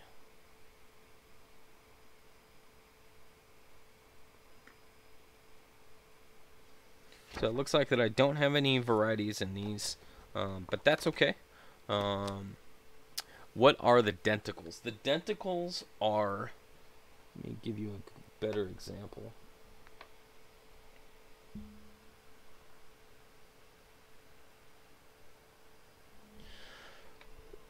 This area right in here, these are what I call denticles, and basically it's just a design. It's a design feature. Canadian coins have these. They can be bars like this that come out, or dots. But a lot of the earlier coinage has some kind of rim design. Like here's, but yeah, if there's anything that's referencing denticles, then that's what they're talking about, is this design feature. So a lot of the like the repunch dates, specifically on the Indian head pennies, they'll show up as like lines down here in the denticles, because this is basically like where they, were trying to punch it on the die or whatever, and it bounced and then dropped across, like one of these lines, and it cut into the design. So yeah. So it looks like that I don't have any varieties on my Indian heads, but that's fine, because at least I have nearly a full. I mean, I got the full set of dates right here, so that when I get a, do I have an Indian head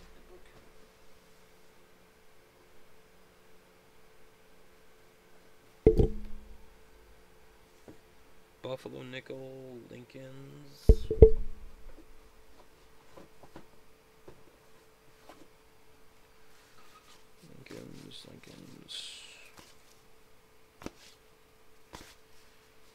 Okay, I have this one, but this is one. This is one that I bought. I got a collection, and this was in it. And so, like, you guys can see some of these, like, man, they are just wiped. They are so worn out that they would, hit about good on a good day. So I'll probably get a newer one. At least this one has, like, more of a full set on these. And with these, I haven't looked at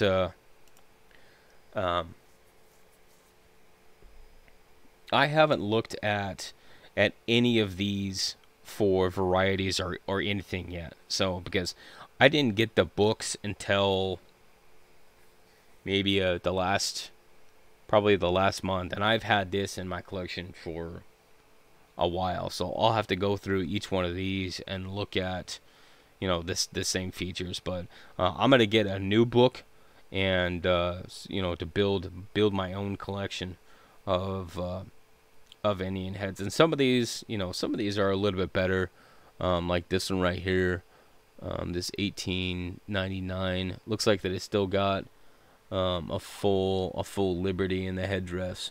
So some of these will be better examples that I'll move to a new book. Like this has got Liberty, this one's got Liberty, that one's got Liberty, that one's got Liberty. That one's got Liberty. That almost has it. And then most of these, the 1888 to 1897, are pretty much smooth across. But yeah, I mean, you never know. Some of these things you can pick up. Yeah, nice ones are hard to find.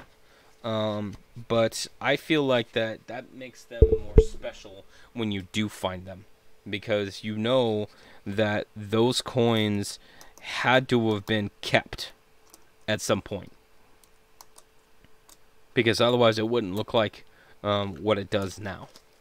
Like these style ones are ones that, these things were in circulation for a little while before somebody pulled them out and kept them.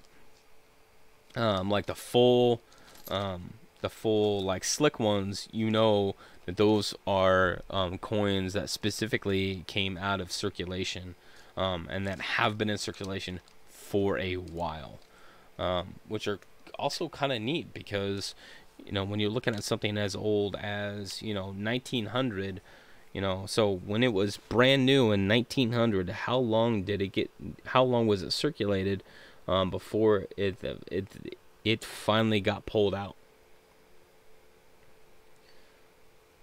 The ones I've dug up in my man. If you are finding Indian head pennies in your yard, then I applaud you because I can't find anything around my area.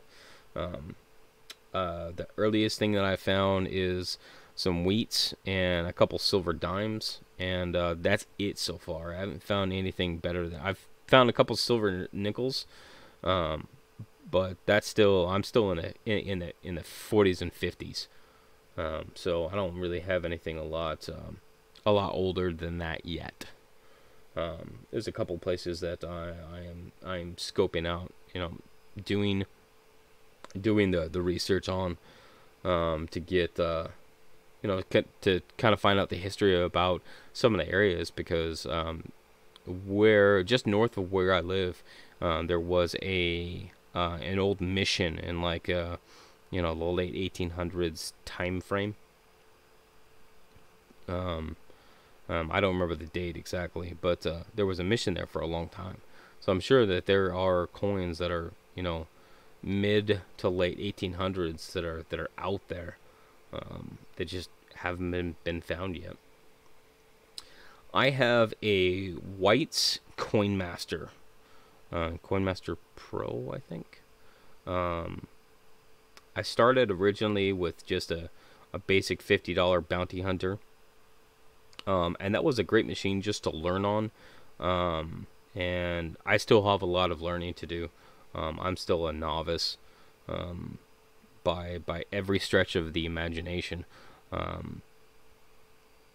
So I'm still learning, but I find it fun, because finding something that has been lost for a while, to really tie some history to it, is kind of a really cool thing, to do. If you give me 1 second, guys, I'm just gonna grab some water real quick. Hold on.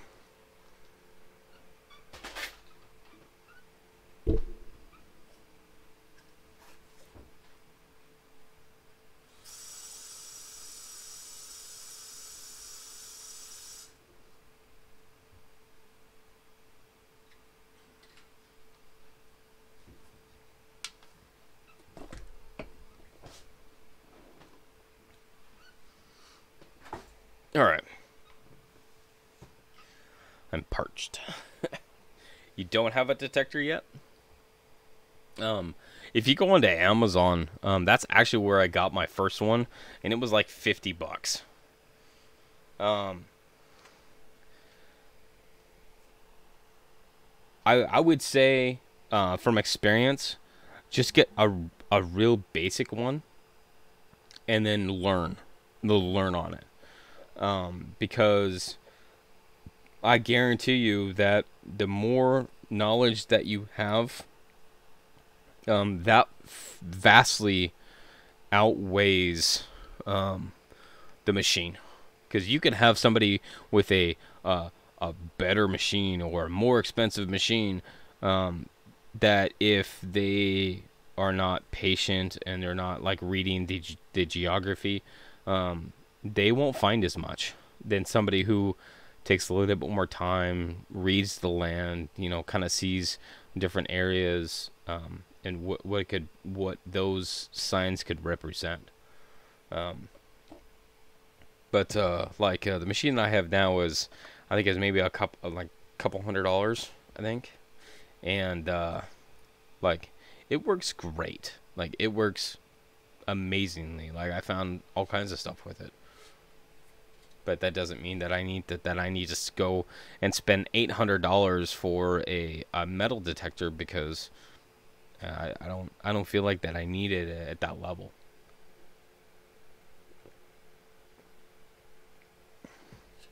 What I did want was a metal detector, that had the numbers of what the tones are ringing up as, so I could get a better idea of the difference between like a 90 tone and like a 96 tone, because there's different things that you can read. between those two tones could mean two different coins, or the difference between trash and a coin. But that's my personal preference. And yeah, it's all in how you use the detector, and you know, the experience with it, not necessarily just the machine, as with a lot of stuff.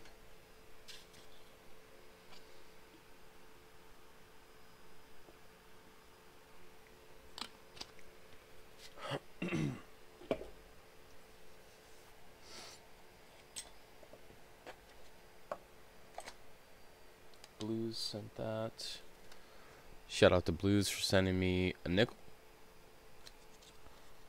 This is a, what is this? This is a 1960. Man, this is a good looking 1962.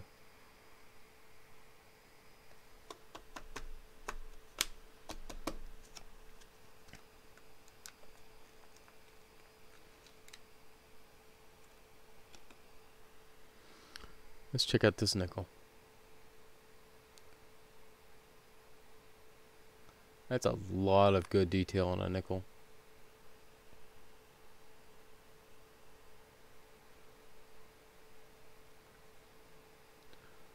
Got a lot of cartwheel on it. Still has most of the columns. Yeah, that's a good looking nickel.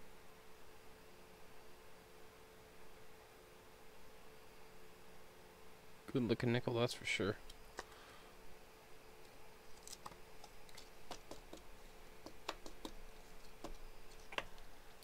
Put that over with my other stuff here that I got filled up.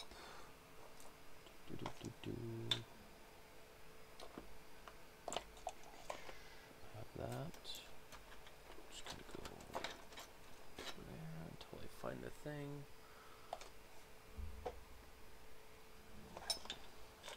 I've been working on some projects. Where I'm using Raspberry Pis, because I got a Raspberry Pi, which is this small computer looking thing, and the other one that I have is a wireless version of this that has built-in wireless, and I hooked a camera to it through this connection right here. So now I have a wireless security camera, and the best part is that these boards are like $10 to buy this board, and it's literally a computer on a single chip, a single board. There's an entire computer on here. All you have to do is load it with an operating system, which I put it in an SD card right here, and that's the processor. Put power right here, and you're good to go. And it's got a mini HDMI output, so you can build your own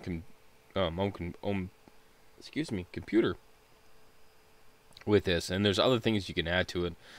So this particular one, I had got this hat. Basically, it's called, and this is a Wi-Fi hat. So my intention on this piece is that this actually goes on top of this, and plugs into those holes right there, which is why it's called a hat.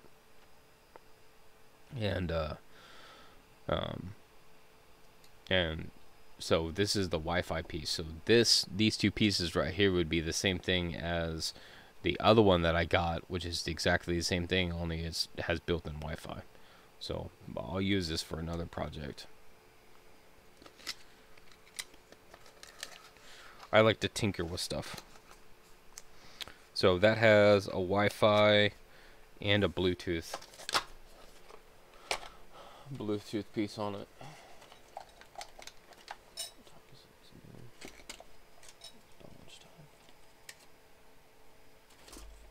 There's a lot of things that I just like to tinker with. And that's where I come up with these designs for like these dies, is that I think they're very good tools. They're very good examples to show mint processes on the the striking of coins is that there's so many things you can show. Off centers, you could show capped struck through capped dies with these two. So say you have a coin that the die struck and it stuck to it, right? So when it strikes to it, and then it strikes another coin, right? So you have what looks like that. So this one right here is stuck on the front, and then you strike another coin. So then this design right here is going to be like basically flat. But the reverse, since it's still striking, is still going to be the full reverse. So when you have this situation, this is a struck through capped die. So this is the cap, and this would be the coin that is the strike through cap die. So I have one that I found coin roll hunting that is a late stage because it's still got the outline of Lincoln, like the Lincoln bust on it, and almost the date. So I know it's a later stage because obviously when you get one that is a like it just got stuck and it's striking coins, then your obverse is gonna have like the first few are gonna have this reverse design. So it's gonna be the reverse of the coin struck into it, and then as this wears out, which should be after probably a few hundred strikes, then it's gonna be almost blank. So I think I have one.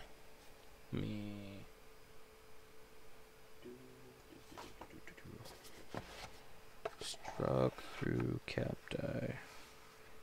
Struck through cap die.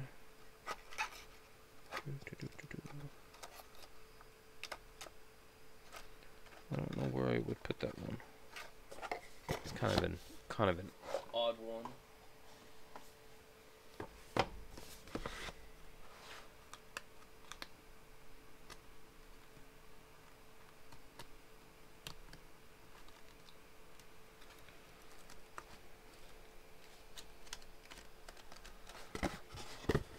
Let's see if I can find it.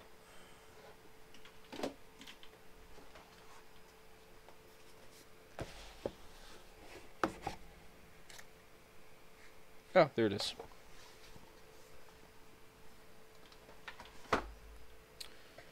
So this one I found coin roll hunting. See that? You can see the outline. But like there's no design there.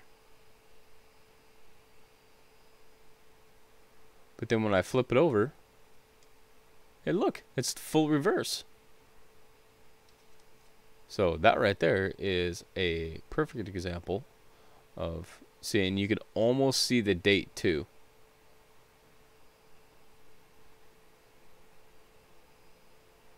So yeah, that's one of the craziest things that I've seen, that I found coin roll hunting. This is one that I found coin roll hunting too, and that right there is a blank planchet. I have found only one of these in circulation. I have 3, but only found one.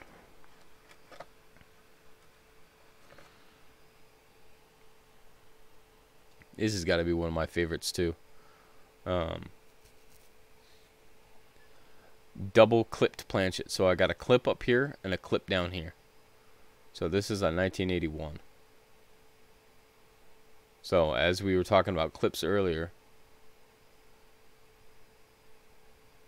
like you can see it right here, and you can see it right there.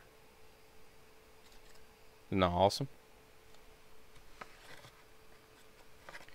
And there's things that you could find that are like struck through grease.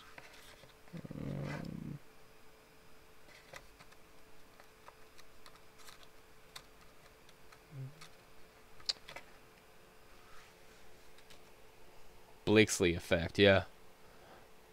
Die Clash. You guys love this one. This is a 1984, and you can see this line right here that goes across here, right here. So it's slightly rotated, and then these lines coming down. That's the reverse of this. So picture this on the front of the coin. So a clash die is when you have two dies that strike, but there's no planchette in between them.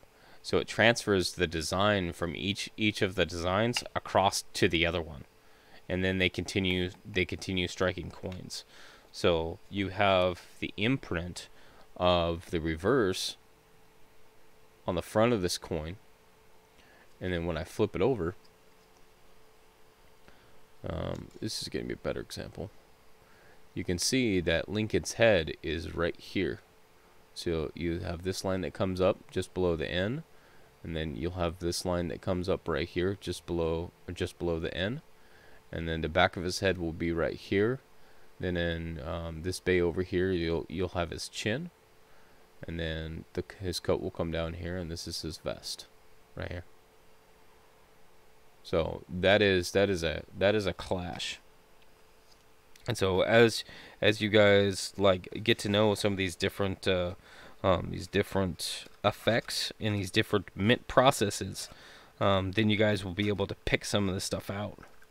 And some of these are really neat to find. Really neat to find.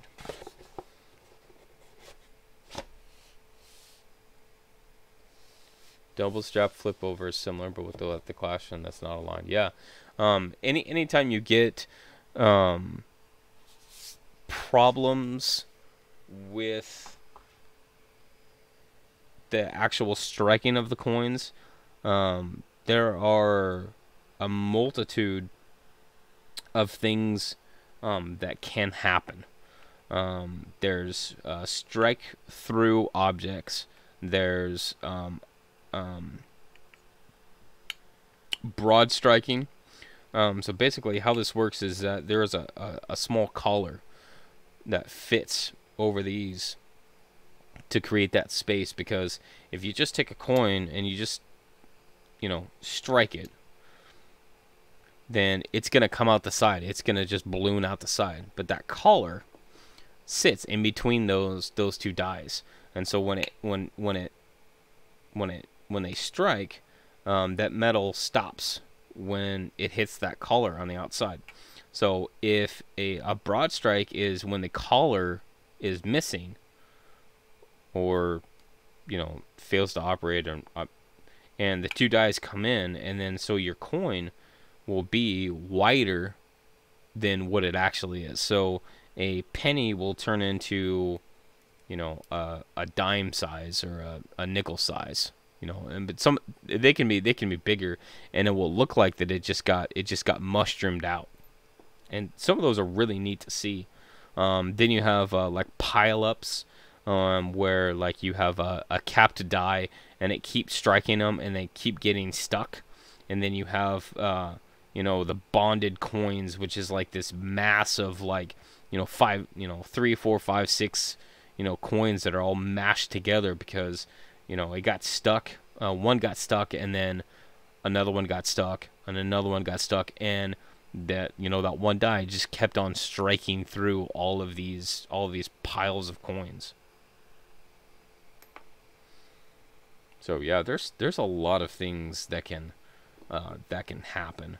You can strike it, and then it kind of gets caught, and it doesn't get ejected correctly, and then it flips over still inside the striking chamber, and it strikes it again, or strikes it through another coin. Yeah, there's but that's all things that can be explained. Like when you're looking at some of these things that could be explained very easily with knowledge of how the dies, or sorry, not dies, but how the coins are struck and how the dies are made.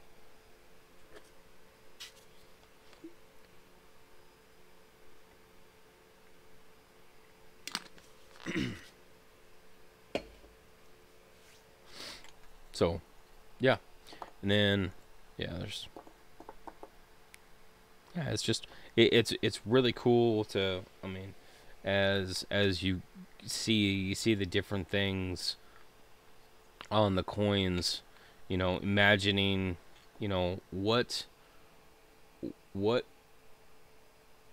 caused, you know, knowing that if you pick up a coin and you say, okay, I know what this is, like this 1963, this is an RPM. So the RPM is where they have their die, and then they have their, I'm gonna use this piece as a punch, and they have their punch and they hit it, and they're like, oh well, this is, you know, this is crooked, it should have been like this. So then they put it back on there and then they hit it again, but they have to hit it harder so that it sits in there further. So that's why you get, you know, you get one punch that's weaker, which is the first punch, the initial punch, and then you have the second one, which is the one that we see because that's the one that comes out of the coin. And that's the second punch.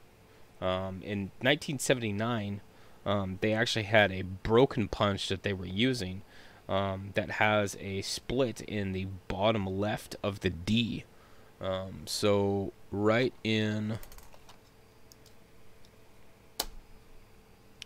down in here, it's got a split, so that when you're looking at it on the coin, it looks like that it's got split serifs. But that's actually a broken punch. That this design, you know, this area that sticks out of the punch, that punches it in, that piece was broken out. So there are I'm not going to say that there are no RPMs on 79, but I know the most common one that people think is an RPM is in that southwest corner of the mint mark is not an RPM. It is actually just broken punch. Knew someone that got his hand stuck in a hydraulic press and that was not good. Yeah, that would not be good. Not be good at all. There are things much stronger than the human hand, and a metal press made of metal that squeezes metal, yeah, would definitely be one of those.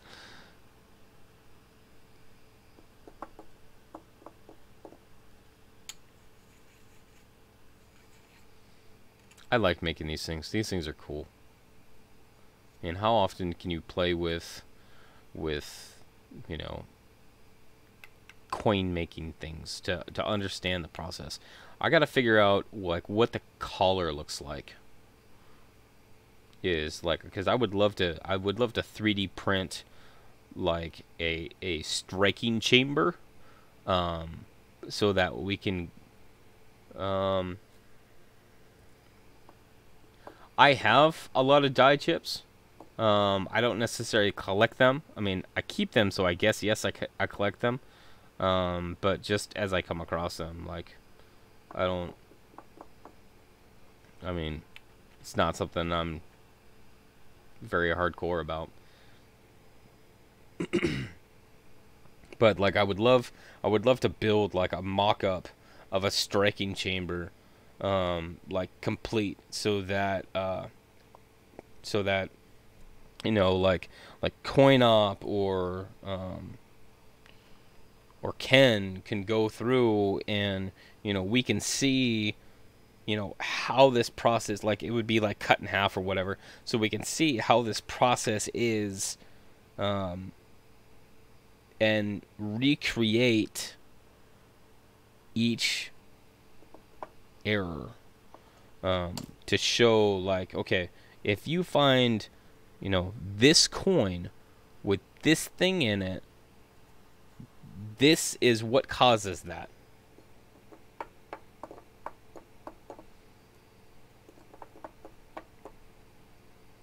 The anvil die raises up and the fingers push out a coin on top of the plate. See, but I didn't... Like, I knew that there was an anvil die, or an anvil die, and a hammer die, because the hammer die is the one that strikes. But I thought that the process was sideways, because when they had the dies vertical, it was causing damage to the concrete floors because of the force. So I thought that they had machined them, or they had rechanged the machine so that they were sideways.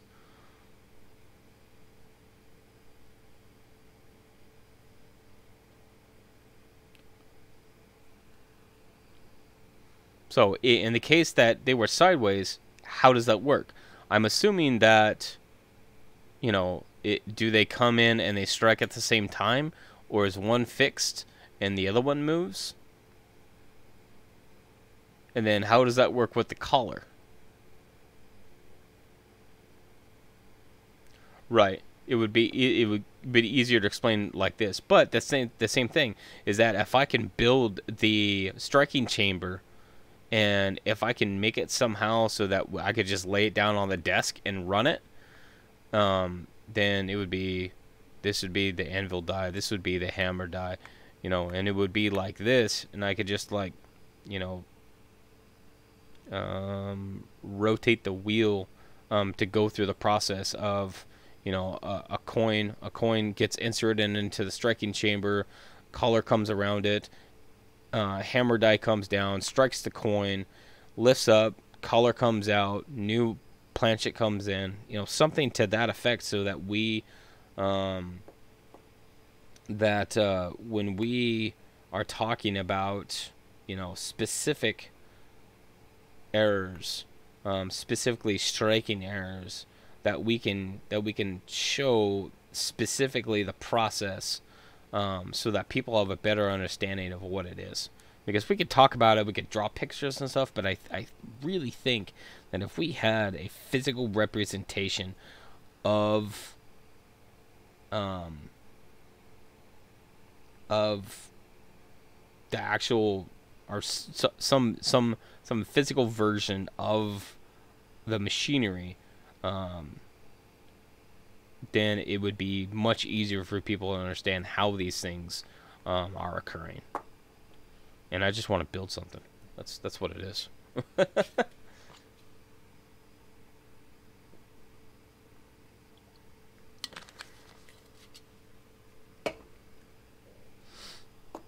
Anybody want to buy me a coin press?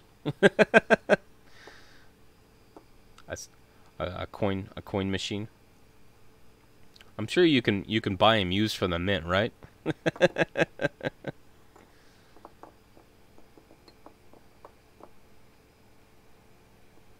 I mean, even if it was something that I had vertical, because then I can turn and I can put my camera like on, you know, across the plane and run it so that people can see, you know, plancha comes in, or hammer die comes down, strikes it. You know, strikes it and then it kicks it out, and then another one comes in, strikes it, and then kicks it out. Well, say you have one that kicks, but then it doesn't go in, and then you have a strike.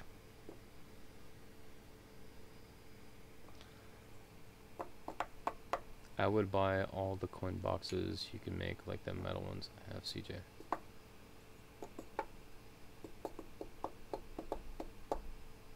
Barring press. So yeah, I have no idea, man.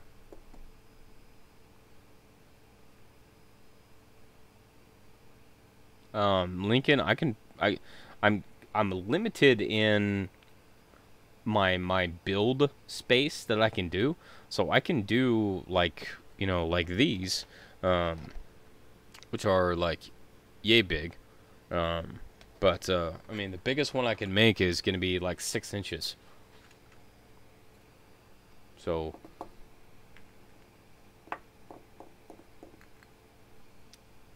I can make them.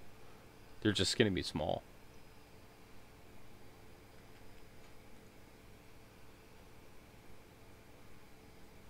bearing press. Yeah, I mean it's the same concept.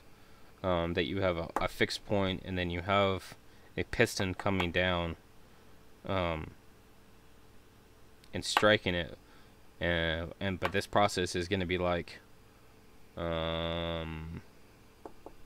know, like that fast is going to be like infinitely faster than, you know.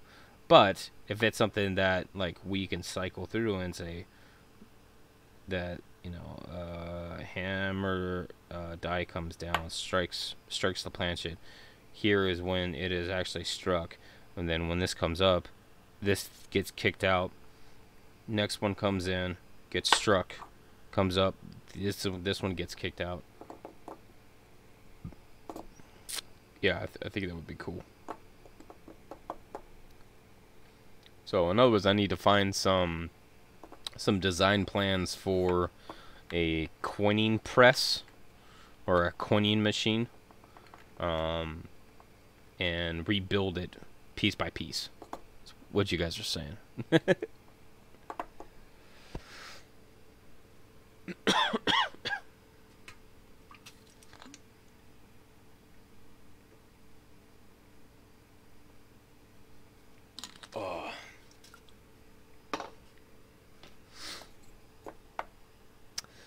Alright guys, it is 1 o'clock. I've been on for 2.5 hours. I'm getting some serious hunger going on. I'm gonna go get some lunch. I want to thank you guys, for coming out today, hanging out with me, talking about coins, checking some stuff out, watching me play with my plastic pieces.